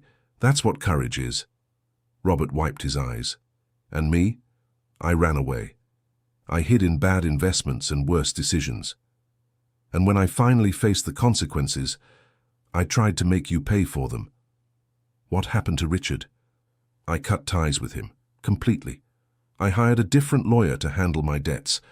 I'll have to declare bankruptcy. I'll lose the apartment. But at least I'll do it with dignity, without dragging you down with me. Robert, I'm so sorry you're going through this. Don't be. These are the consequences of my own choices. And maybe this is exactly what I need to finally grow up." He looked around again. "This place looks different now. It still has the spiders, but it doesn't seem scary. It seems alive." "It is alive," Margaret smiled. "It took me time to understand, but these spiders are part of a bigger system, a worthwhile work, and I'm proud to be part of it. I'm proud of you too, Mom. I should have said that sooner. I should have said many things." Mother and son hugged, both crying, both releasing months of tension and hurt. "Can I visit?" Robert asked later. "I mean, when I get back on my feet, when I've sorted out my problems. I'd like to learn more about this project of yours. Learn about what you're doing." "You can come whenever you want," Margaret assured. "This is your home too. It always will be." After Robert left, Margaret sat on the porch, watching the sunset. She felt lighter, as if a weight she didn't even know she was carrying had finally been lifted. Dorothy joined her, bringing 2 cups of tea. "Your son seems better." "He does. I think we're on the path to healing, both of us." "It's a good path to be on." Dorothy took a sip of tea. "You know, Mrs. Eleanor used to sit here too in the late afternoons. She said this was her favorite time of day, when the work was done, when the spiders were calm, when she could just exist." "I understand why." Margaret looked at the sky, painted orange and pink. "There's a peace in this." The weeks that followed brought rapid developments. The university's research committee approved the partnership officially. Contracts were drafted ensuring that Margaret would retain significant rights over any commercial discovery, with a large portion of profits directed to a fund that would provide affordable treatments. Dr. Harrison was excited about the initial test results and was already planning more extensive studies. "This could be revolutionary," he said during a meeting.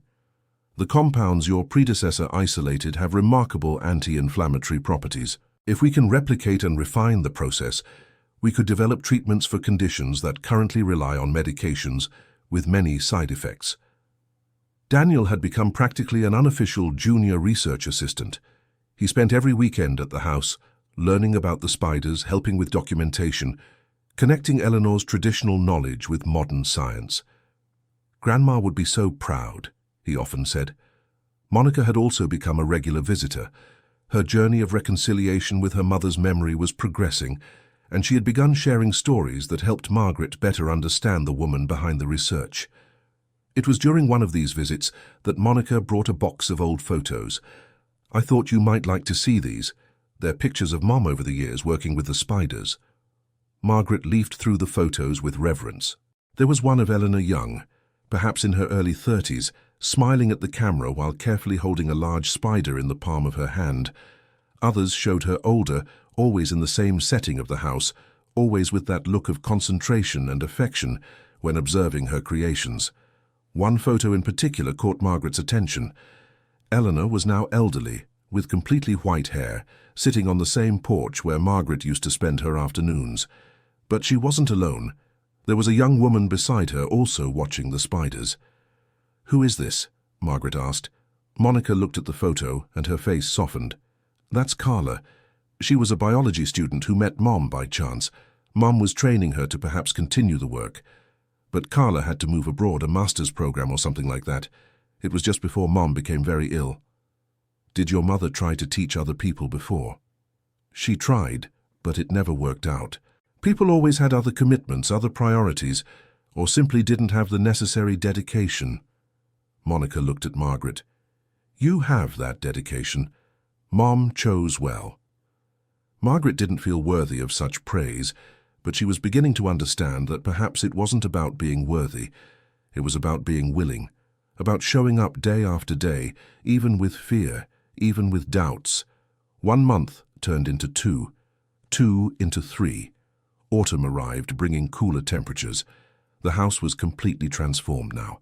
Margaret had painted the exterior walls a fresh shade of blue, fixed the roof, completely renovated the kitchen. The backyard, once overgrown with weeds, was now an organized garden where she grew some of the medicinal plants Eleanor used in her formulas. The spiders remained, of course, but now they were an integral part of the place, not an infestation to be feared.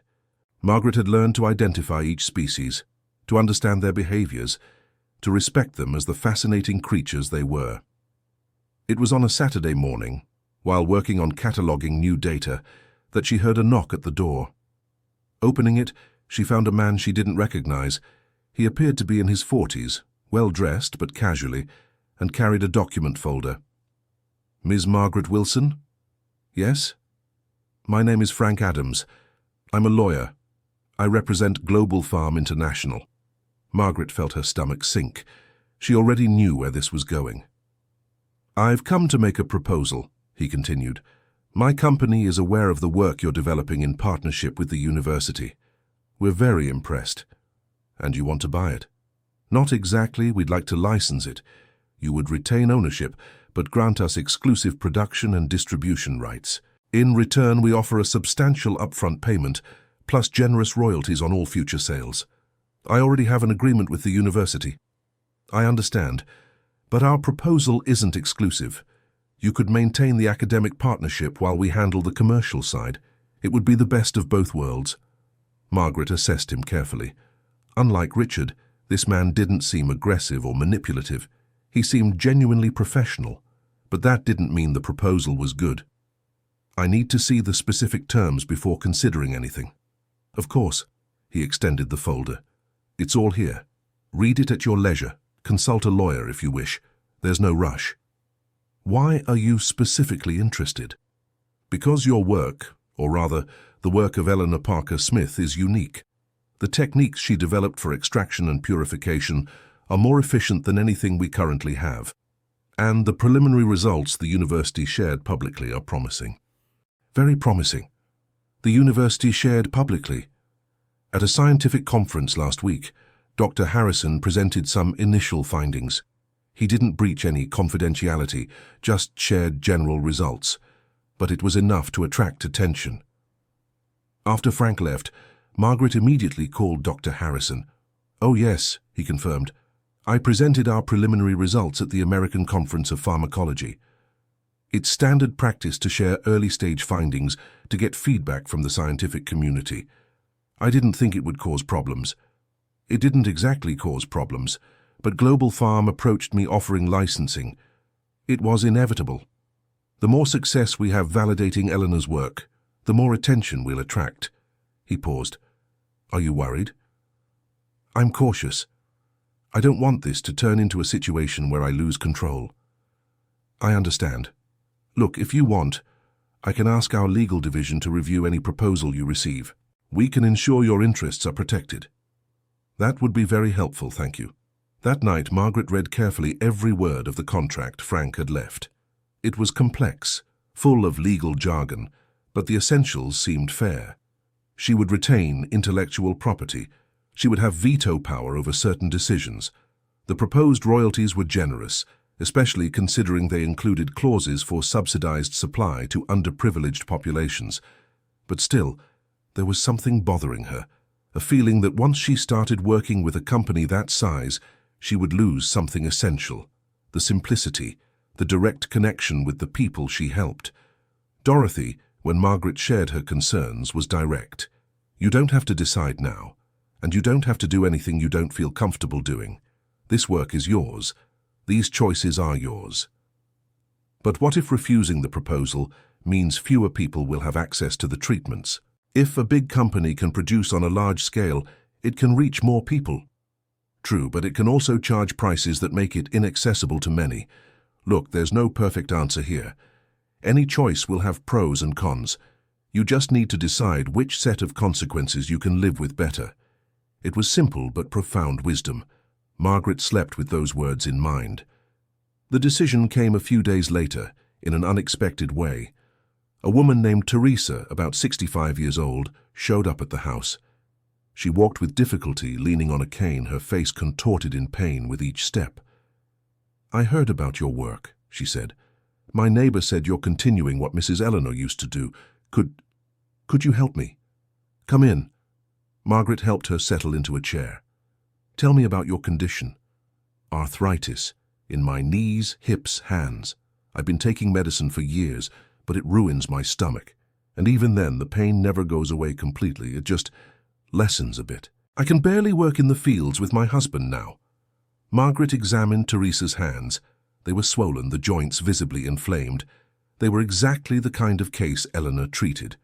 "I can try something," she said, "but I need to be honest. I'm still learning. And technically I can't sell or prescribe medications, but I can make an ointment based on Eleanor's recipes and see if it helps."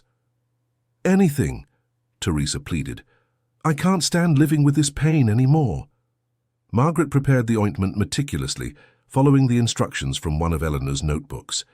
It was a delicate process, mixing the spider venom extract with a beeswax base and specific essential oils. "Apply it twice a day," she instructed, handing the small jar to Teresa. "And let me know if you feel any adverse reaction.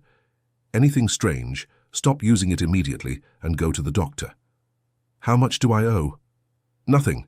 This is experimental. I can't charge." "But your work, your time, it's compensated by seeing if this actually works." Teresa left with the jar carefully stored in her bag, promising to return the following week to report the results. It was this encounter that crystallized Margaret's decision. Teresa couldn't afford expensive treatments from a pharmaceutical company, but she needed help. She deserved relief, and Margaret was in a position to provide that. When Frank returned the following week to get her answer, Margaret was ready. "I appreciate the offer," she said, "and I understand its value, but I'm not ready to license this commercially yet. May I ask why?" "Because I need to fully understand what works and what doesn't before scaling up. I need to ensure that when this reaches the market, it's accessible for people like Teresa, the woman who came to see me a few days ago, people who truly need it but can't afford inflated prices. The subsidized access clause would take care of that. Perhaps. But who decides who qualifies for the subsidy? Who oversees it to ensure it's actually implemented? Too often these clauses exist on paper but not in practice. Frank nodded slowly. I respect your position, and I acknowledge the legitimacy of your concerns, but know that the offer remains open. If you change your mind in the future, please reach out to us. After he left, Margaret felt at peace with her decision. It might not have been the most profitable choice. It might not have been the most efficient in terms of reach, but it was the choice that honored the spirit of Eleanor's work. Teresa returned a week later, walking noticeably better. Her face was lit up in a way it hadn't been on her first visit. "It worked," she said, nearly crying. "After 3 days of using the ointment, the pain started to ease. It hasn't disappeared completely, but it's the first time in years I've been able to wake up without feeling like I'm being tortured." "That's wonderful." Margaret was genuinely thrilled. "I told a few friends. They suffer from similar pains." "Could they?" "Yes." "Bring them. I'll do what I can." And so it began. Slowly, organically. One person told another. Soon Margaret was receiving regular visits from people in the community, all seeking relief from chronic pains that conventional medicine hadn't been able to properly resolve. She didn't charge, but people brought gifts. Home-cooked food, fruits from their gardens, eggs from their chickens, handmade crafts. It was a barter economy that made more sense to that community than monetary transactions. Dr. Harrison, when he found out what was happening, was excited. "This is perfect," he said. "We're documenting everything, right? Every case, every outcome?" "Yes, religiously." "Great, because this is exactly the kind of real-world data we need to complement our clinical studies. If we can show not only that it works in the lab, but that it works in practice with real people, it strengthens the case enormously." Daniel helped with the documentation, creating an organized digital system to track each patient, each treatment, each outcome. He was meticulous and dedicated, clearly passionate about the work. "You know," he said one day, "I'm thinking of studying pharmacy at university, maybe even work with Dr. Harrison in the future, continue this research more officially." "Your grandmother would be very proud," Margaret said sincerely. "I hope so." He looked around the house. "This place changed my life. It gave me purpose. Before I didn't know what I wanted to do, now I do." It was during this period that Robert came to visit again. He had moved into a much more modest apartment, was working a regular office job, and seemed more humble, more genuine. "How are you?" Margaret asked, genuinely curious. "Better than I expected, actually. The work isn't glamorous, but it's honest, and I'm living within my means for the first time in, I don't know, maybe the first time in my life." He smiled, a smile that reached his eyes. "It's strange to say this, but losing everything was perhaps the best thing that could have happened to me. It forced me to reevaluate who I am and what truly matters." "I'm proud of you. I don't know if I deserve pride yet, but I'm trying." He looked around. "Can I help here? I don't know anything about spiders or medicine, but I can do manual work, fix things, help with whatever you need. Can you mow the lawn? It's growing too much again." It would be an honor. Seeing Robert working in the yard, sweating under the sun but with a calm expression, made something settle in Margaret's heart. Perhaps they were finally finding a healthy balance in their relationship, not based on dependency or expectations, but on genuine support and mutual respect. The months kept passing. Spring arrived, bringing flowers to the garden and new life to the spiders, which began to reproduce. Daniel had developed a protocol to manage the spider population, ensuring there were enough for venom production, but not so many that it became uncontrolled. Dr. Harrison visited monthly, always impressed with the progress. The studies at the university were advancing well with increasingly promising results. "We're reaching the point," he said during a visit, "where we can start thinking about publication. Not everything, of course. There's still much work to be done, but some preliminary results that could be presented in scientific journals. With proper credit for Eleanor, I hope," Margaret said. "Absolutely. She will be listed as a posthumous author, and you, of course, as the continuer of her work. Me, I'm not a scientist. But you're doing scientific work. You're documenting, following protocols, contributing to knowledge. That makes you a citizen scientist, at least. The idea of being recognized like that, of having her name in scientific publications, was surreal for Margaret. Her, a retired nursing assistant who 3 months ago barely knew spiders could be medicinal. It was during this period of stability and growth that Richard Thompson made a final appearance. But this time, not alone. He was accompanied by a court officer and brought a legal notification. "You're being sued," he announced with poorly disguised satisfaction, "for illegal practice of medicine and distribution of unapproved substances." Margaret felt her blood run cold, but maintained her composure. "I don't practice medicine. I offer ointments based on traditional recipes, I don't accept payment, and I advise each person to continue consulting their doctors." "But you're distributing substances derived from spider venom, substances that haven't been approved by any regulatory agency. Natural substances, prepared following traditional methods. It's no different from someone making herbal tea for a neighbor." "We'll see what the judge thinks about that." Richard smiled coldly. "Good luck paying lawyers with your tight budget." After they left, Margaret immediately called Dr. Harrison and Mr. Michael Stevens, her lawyer. Both came quickly. "This is legal harassment," Mr. Stevens said after reading the notification. "He's trying to intimidate you, but we have solid defenses." "And I will testify," Dr. Harrison added. "I'll explain to the court the legitimacy of the work you're doing and how it aligns with our university research. But what if we lose? What if the judge agrees with him? Then we'll appeal, and we'll mobilize the community." Mr. Stevens seemed confident. "The people you've helped, those who benefited from your treatments, they will testify in your favor. Richard may have resources, but you have something more powerful. You have the truth and the community on your side." The trial was scheduled for 2 months later. They were 2 months of anxiety, constant preparation, sleepless nights. But they were also 2 months where Margaret saw how much she had built.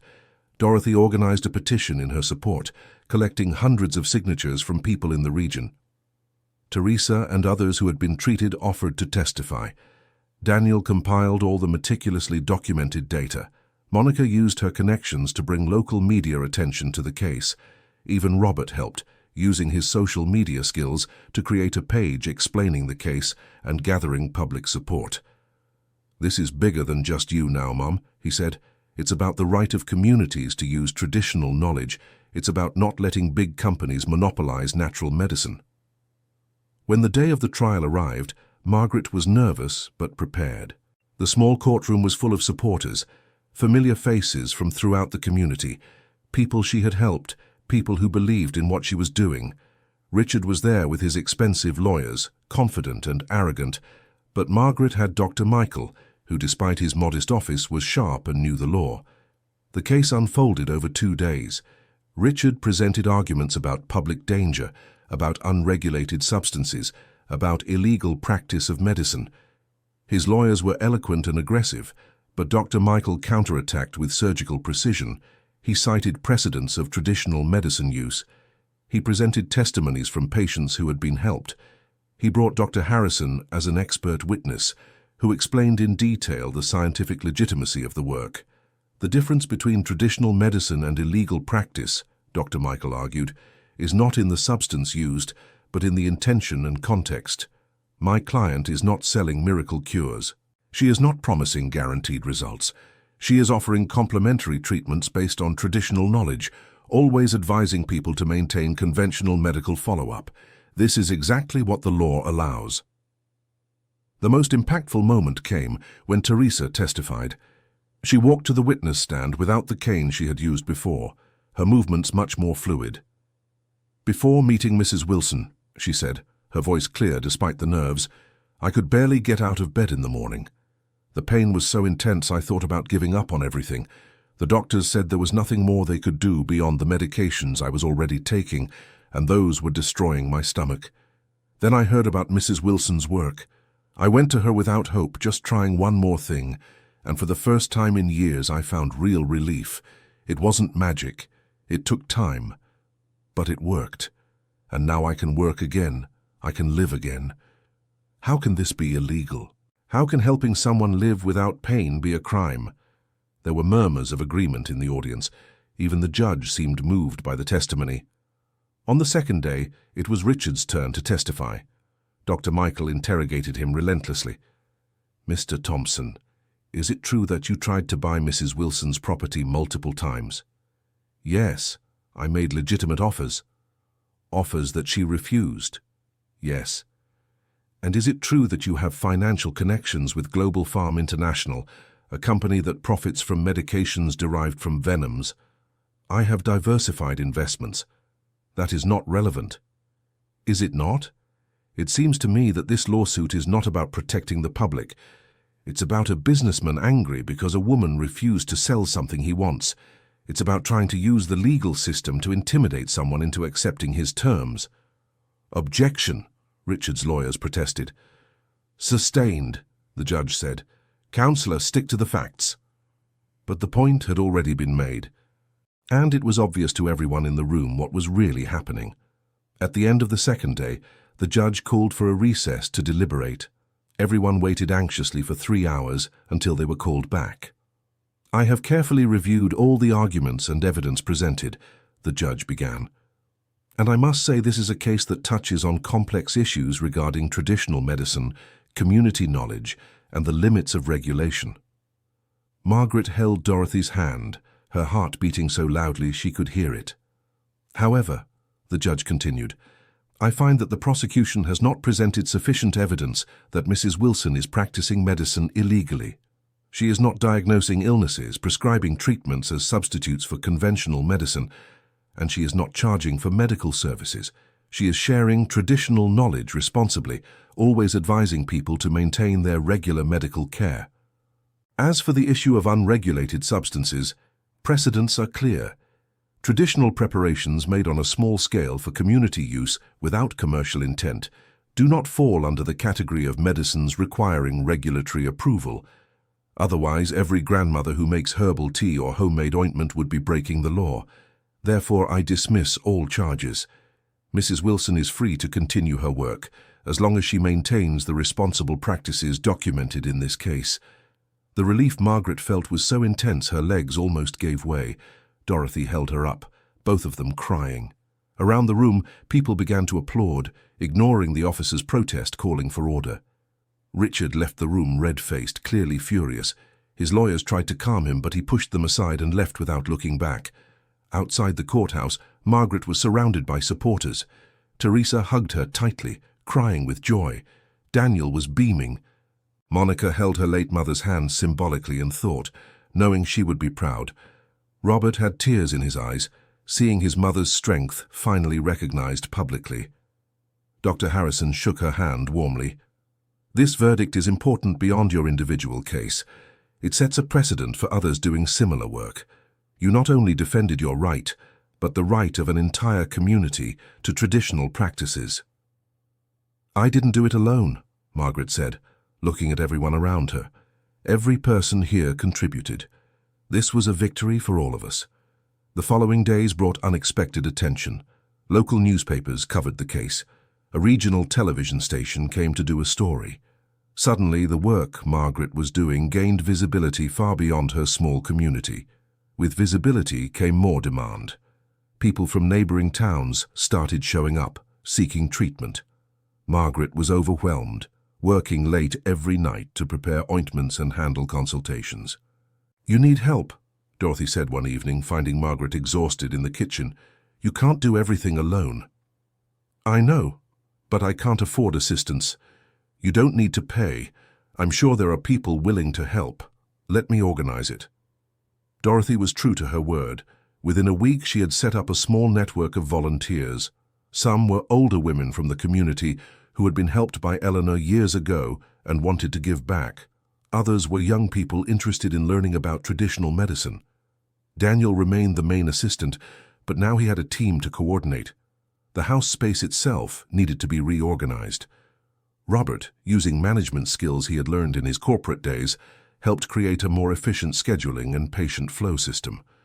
You're good at this, Margaret observed, watching her son work. Maybe I was just using my skills in the wrong places before.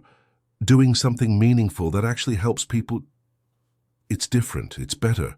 You can always work here, you know, if you want. Robert considered the offer seriously. Maybe, once I've fully resolved my situation in New York City. But thank you for offering. It means a lot. 2 months after the trial, Dr. Harrison arrived with exciting news. "We did it," he announced, waving papers. "The first publication was accepted in an international pharmacology journal. Eleanor's work is going to be recognized worldwide." "That's wonderful." Margaret hugged him impulsively. "But there's more. Based on this publication and the results of our clinical studies, I got approval for a larger research project, funding from a medical research foundation, 500,000 reais over 3 years. 500,000? Margaret could hardly believe it. To expand the studies, hire researchers, improve the facilities. And you, as the main partner on the project, will receive a monthly amount as compensation for your work and use of the facilities. It's not a fortune, but it's enough for you to live comfortably and hire appropriate help.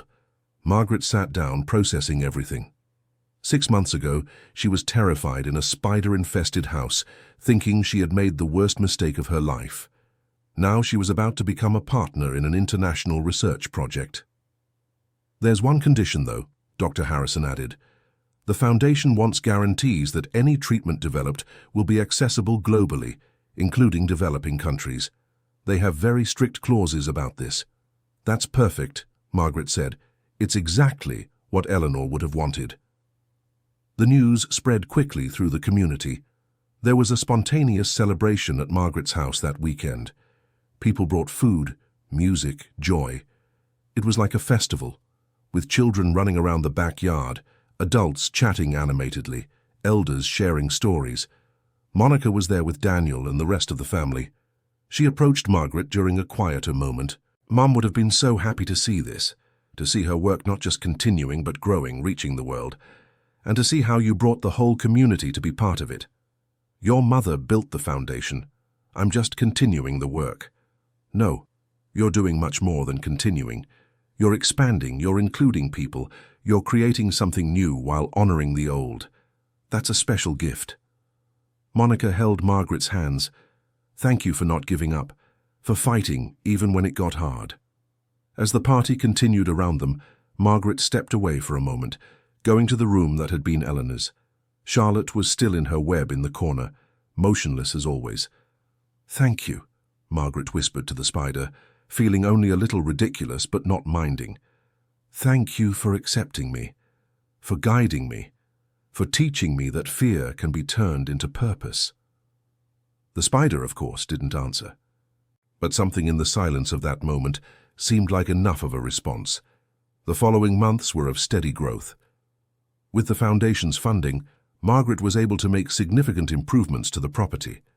She built a small structure attached to the main house, specifically designed for breeding and managing the spiders. It was temperature and humidity controlled, maximizing the spiders' health and venom production. Daniel, who had turned 18, was officially hired as a junior research assistant. He worked part-time while studying pharmacy at university, applying what he learned in the classroom to the practical work at Margaret's house. "It's the best of both worlds," he often said. "Theory at university, practice here." Dr. Harrison now visited weekly, bringing his own team of researchers. The small house in the countryside had become an informal satellite of the university's pharmacology department.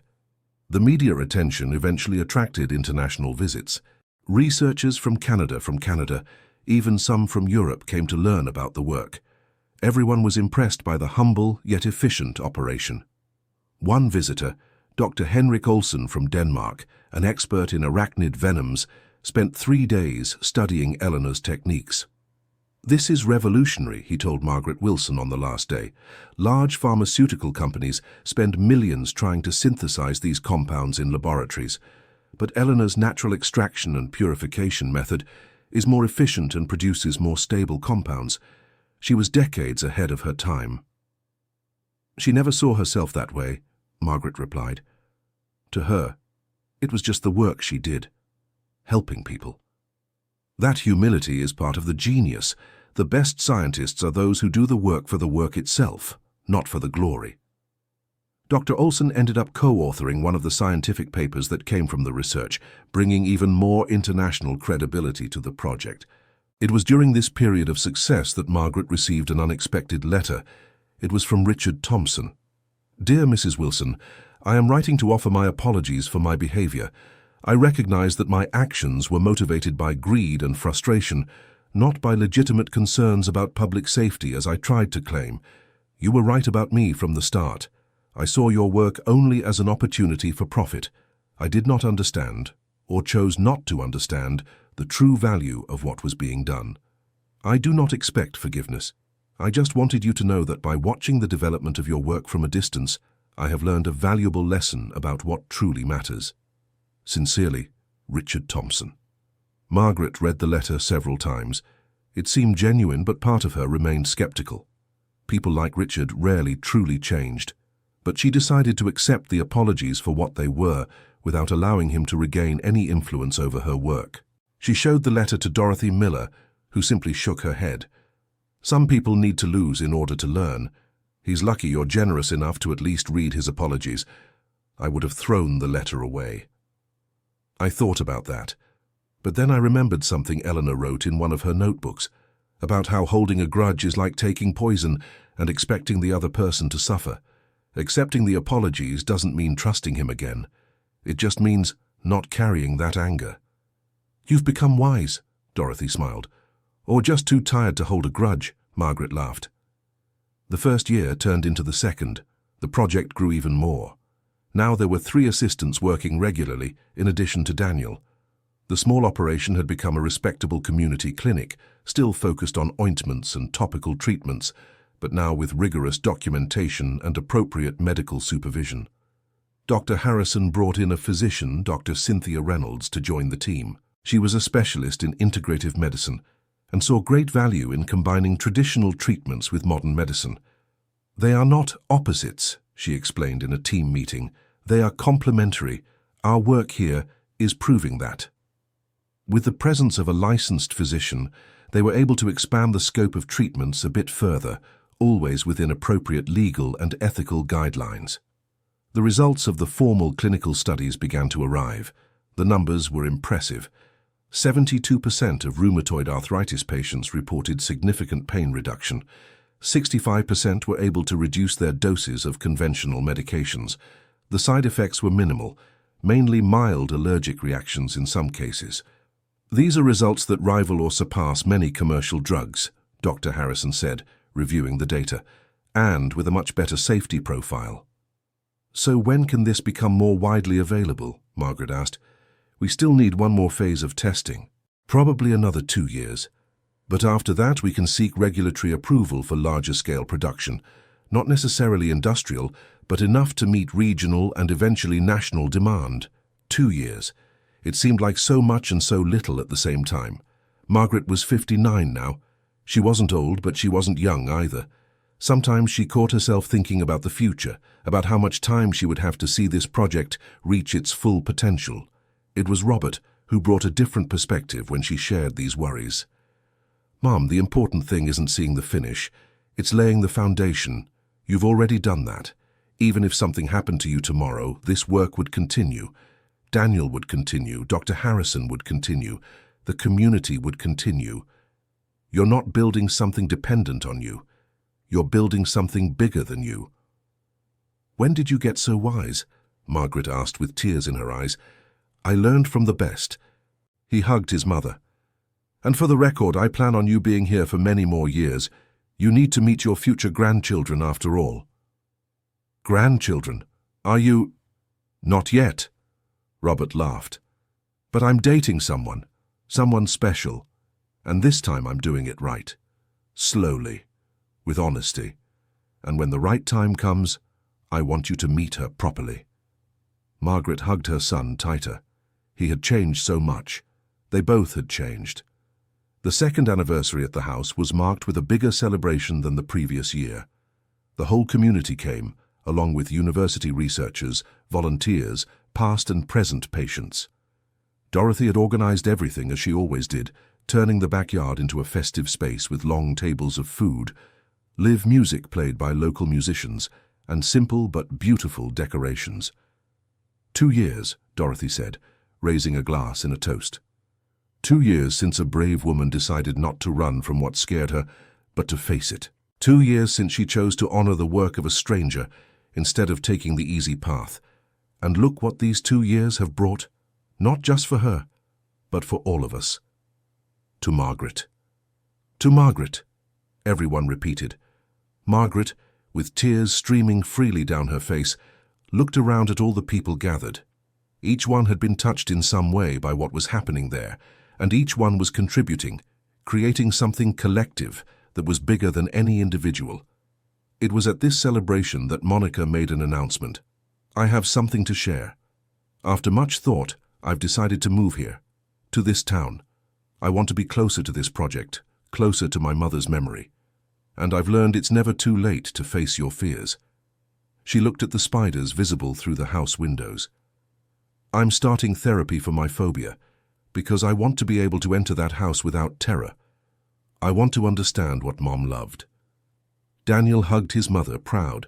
Margaret hugged her too. Your mother would be so happy. I know, and maybe in time I might even be able to help here. Not with the spiders directly, perhaps, but there are other ways to contribute. And contribute she did. Monica had administrative skills that were extremely useful. She took over managing financial records, organizing events, and coordinating with suppliers. She freed Margaret to focus on the work that mattered most, the direct work with the treatments and with the people. Gradually, over months of therapy and careful exposure, Monica began to overcome her fear of spiders. First, she could be in the same room as them. Then she could observe them more closely. Eventually, in an emotional moment for everyone, she managed to gently touch a spider under Daniel's supervision. Mom was right, she said, amazed. They're not monsters. They're just creatures doing what they were made to do. It was a moment of deep healing for the whole family. Meanwhile, the clinical studies were advancing into their final phase. Hundreds of patients had now been treated, all with carefully documented results. The data was so convincing that several other universities began expressing interest in replicating the studies in their own regions. Dr. Harrison was working on a book about Eleanor's method, documenting not just the science, but also the human story behind it. He interviewed Margaret extensively, capturing her journey from fear to purpose. This is a story that needs to be told, he said. Not just for the science, but for the inspiration. How many people in the world have the potential to do something meaningful, but are paralyzed by fear? Your story can help them see that transformation is possible. I don't feel like an inspiration, Margaret admitted. I just feel like someone who was in the right place at the right time. That's exactly what makes you inspiring. You don't see yourself as a heroine. You see yourself as an ordinary person doing what needs to be done. And that's what ordinary people need to hear, that they too can make a difference. The book would be published the following year, and Dr. Harrison insisted that Margaret be listed as co-author. It was during the third year that the event nobody expected happened. Global Farm International, the same company Richard Thompson had connections with, made contact. But this time not through intermediaries or shady investors. The CEO himself, Dr. Richard Anderson, a respected scientist before becoming an executive, requested a meeting. Margaret was hesitant, but Dr. Harrison advised that they at least listen. The landscape has changed, he explained. You have power now. You have solid data, publications, international recognition. You're no longer vulnerable to predators. Dr. Anderson arrived without fanfare, accompanied only by an assistant. He was a man in his 60s, hair completely white but with sharp, intelligent eyes. Thank you for seeing me, he began. I know our company doesn't have the best reputation with you, given the actions of certain individuals who had, let's say, unofficial associations with us. Richard Thompson, Margaret said directly. Yes. When we discovered his behavior, we severed all ties. It wasn't just unethical, it was stupid, because what you're building here is exactly the kind of partnership we should be pursuing. And what kind of partnership is that? Dr. Harrison asked skeptically. One where we respect the knowledge and autonomy of the original researchers, where our role is to provide resources to scale production and distribution, not to take control. Dr. Anderson opened a briefcase. We're proposing a collaboration where you retain all intellectual property rights.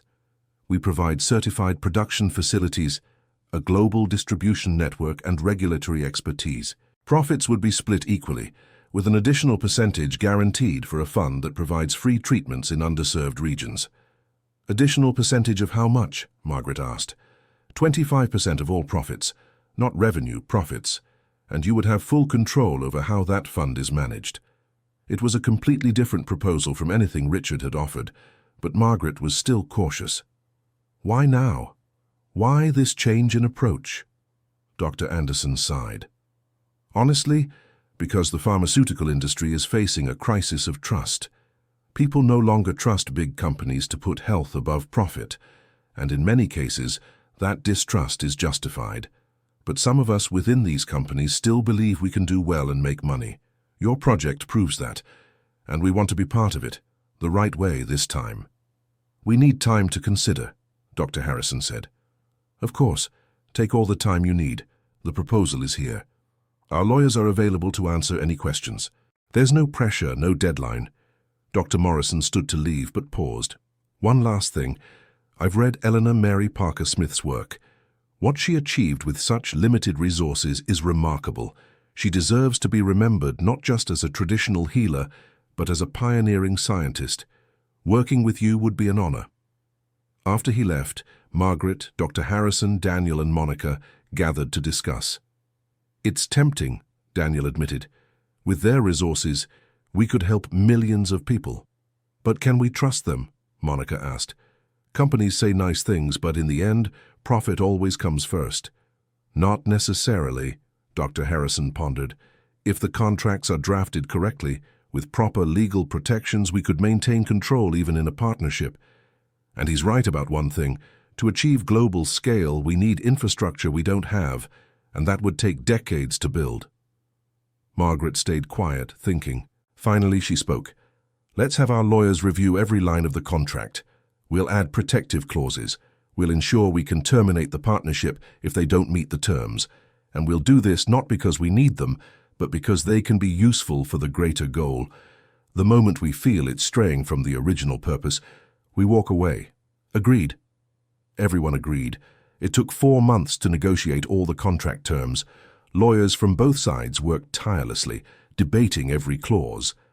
In the end, they had an agreement that protected Margaret and the community's interests, while allowing Global Farm International to do what they did best, large-scale production and distribution. The news of the partnership generated international coverage. Newspapers around the world told the story of the humble widow who had faced a spider-infested house and turned it into an innovative medicine company. But for Margaret, the most significant part wasn't the media attention or the lucrative contract. It was the letter she received from a woman in India. Dear Mrs. Wilson, I read about your work in a newspaper. I am a 68-year-old woman suffering from severe arthritic pain. Where I live in rural India, there is no access to modern treatments. I read that your company, through the Access Fund, will provide free treatments in regions like mine. For the first time in years, I have hope. Thank you for not forgetting people like me. May God bless you. Margaret kept that letter in a special drawer, along with similar letters from other places. They were constant reminders of why all of this mattered. The 4th year brought the final regulatory approval. The treatment, now officially called Eleanor's Formula, was approved for use in several countries. Production began at Global Farm's facilities, but with constant supervision from Margaret's team to ensure the traditional method was respected. The first batches were distributed simultaneously in commercial pharmacies and through the Access Fund for underserved communities. The commercial price was kept reasonable, far below what similar medications cost. We're proving that a different model is possible, Dr. Morrison said at a press conference. Profit doesn't have to be obscene to be sustainable. We can do well financially while doing good for the world. Initial sales surpassed all expectations, not because they did aggressive marketing, but because the results spoke for themselves. Patients using Eleanor's Formula reported real improvements and told others. With financial success came resources that allowed further expansion. Margaret established a training program, teaching other communities across the United States and eventually throughout Latin America about sustainable spider farming and medicinal extract production. Daniel, who had graduated with honors in pharmacy, became the project's research director, working side by side with Dr. Harrison. Together, they began exploring other compounds in Eleanor's research that hadn't yet been developed. Robert, after 3 years at his office job, resigned and came to work permanently on the project. His role was management and operations, freeing Margaret to focus on what she did best, working directly with people. "This is where I should have been all along," he said, "doing something that matters with people I love." Monica was also fully integrated, managing the Access Foundation that distributed free treatments. She frequently traveled to remote communities, seeing firsthand the impact of their work. Each trip reconnected her more deeply with her mother's mission. Dorothy, now 76, remained the stabilizing force of the entire operation.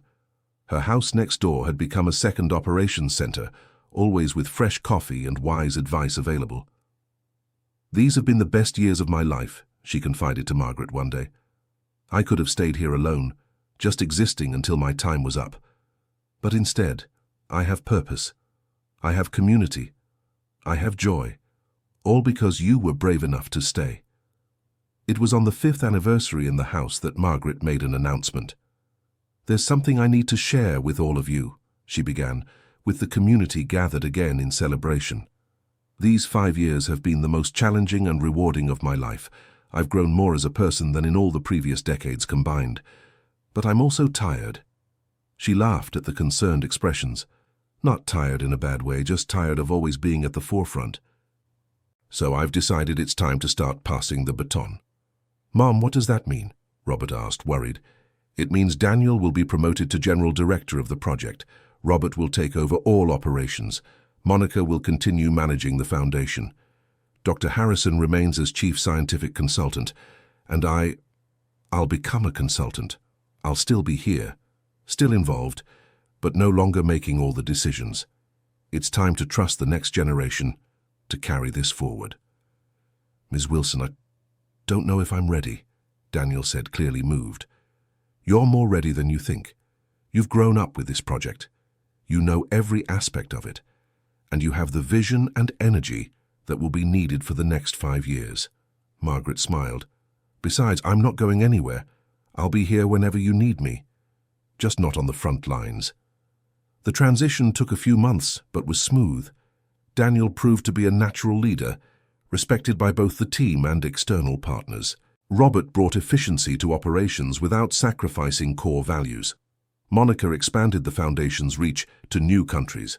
And Margaret? She did exactly what she said she would. She remained involved, but in a mentoring and advisory role. She spent more time working directly with individual patients, which was what she had always enjoyed most. She taught workshops on Eleanor's method, hosted students and researchers who came to learn. She also spent more time just being.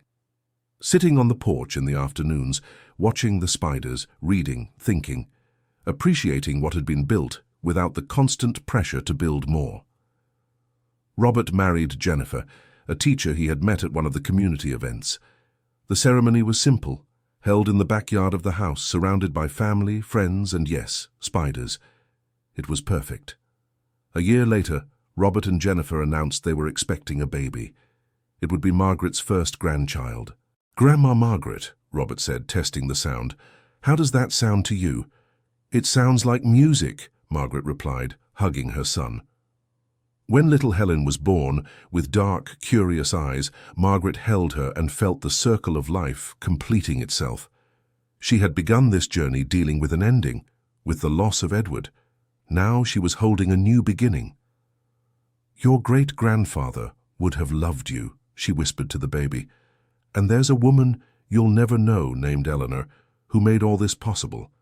Someday I'll tell you about her, about how she saw beauty where others saw horror, about how she dedicated her life to something bigger than herself." Daniel, now 23, was dating a fellow pharmacist. They talked about maybe doing their master's degrees together, continuing to expand the research. The future seemed bright. Monica had become a vocal advocate for integrative medicine, giving lectures at conferences about how traditional knowledge and modern science can work together. She had completely transformed from the frightened woman who showed up at the door years ago. Dorothy remained Dorothy, the constant that kept everyone grounded.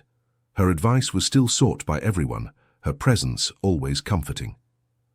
Dr. Harrison, now nearing retirement, declared that the Eleanor Project was the most meaningful work of his career.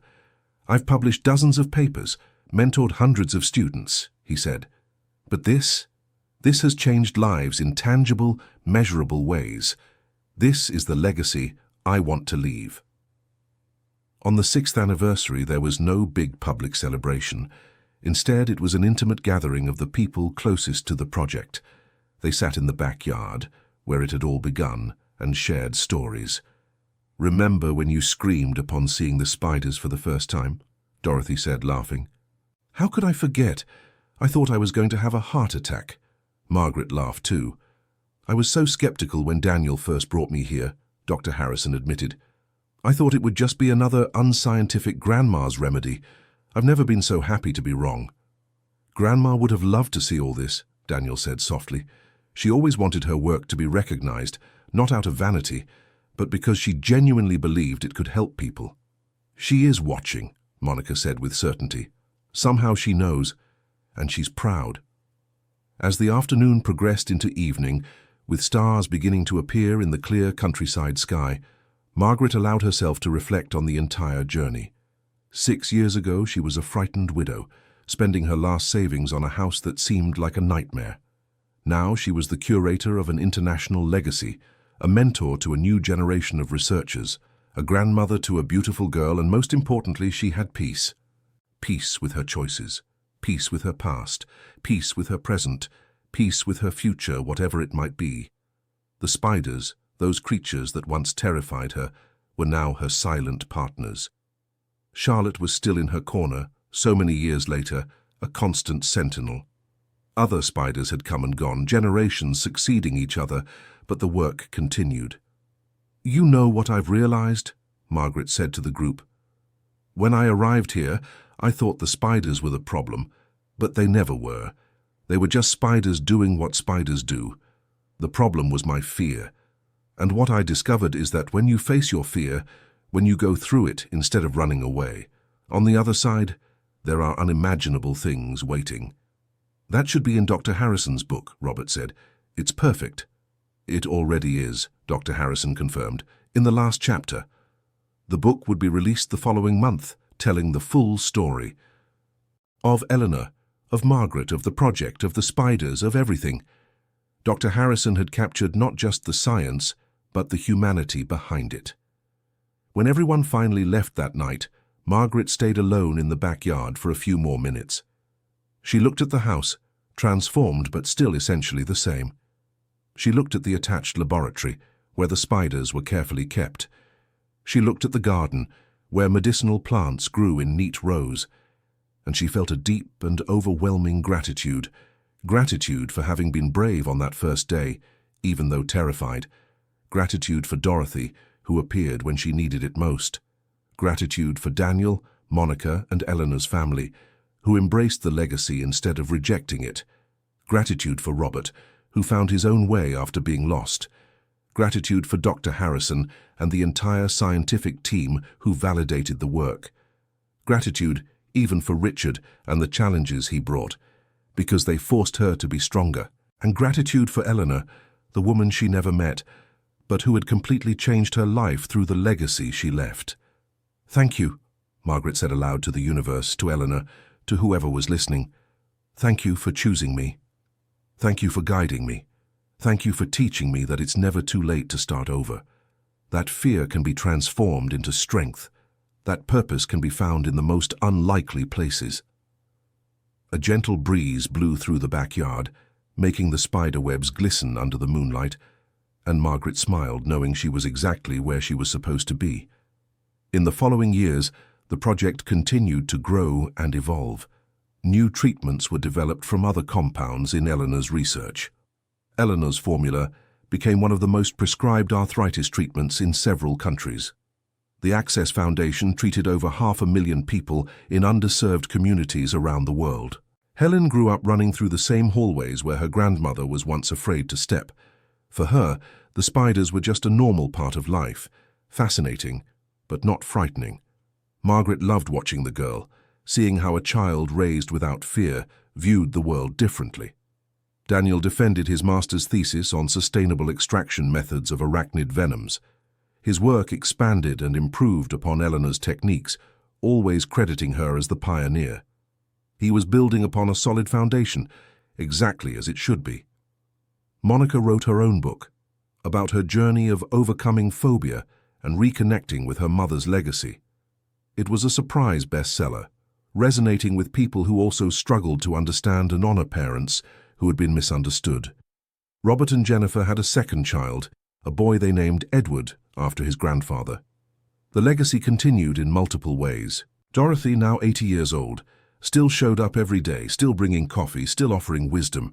She had become a mother figure to the entire operation, loved by everyone. And Margaret?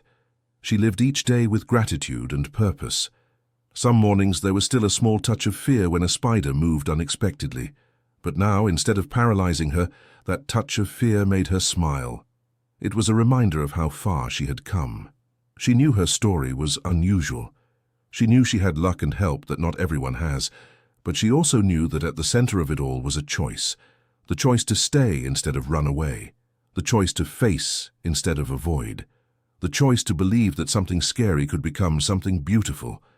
And every time she saw a person arriving at the clinic, obvious pain in every movement, and then saw the same person weeks later walking more easily, smiling more freely, Margaret knew that every difficult moment had been worth it. A few years ago she was a broken widow, thinking her life was essentially over. Now she was the curator of a global movement, a mentor to researchers, a loving grandmother, and most importantly, a woman who had discovered that new beginnings are possible at any age. The spiders, those creatures that had terrified her on that first day, had become a symbol of transformation, of how something seen as monstrous can actually be miraculous when understood properly, of how initial judgments rarely tell the full story, of how patience and observation can reveal hidden truths. And Margaret Wilson, the humble widow who bought a cheap house and panicked upon seeing spiders everywhere, had become exactly what Eleanor had hoped for. Not perfect, not without flaws, but dedicated, courageous when she needed to be, and always focused on what truly mattered, helping people, honoring legacies, and creating something meaningful from chaos. End of story. Now tell me what you thought of this transformation journey. Do you believe Margaret made the right choices? Leave your opinion in the comments, like this video, and most importantly, subscribe to the channel so you don't miss other inspiring stories like this one. Thank you so much for joining us.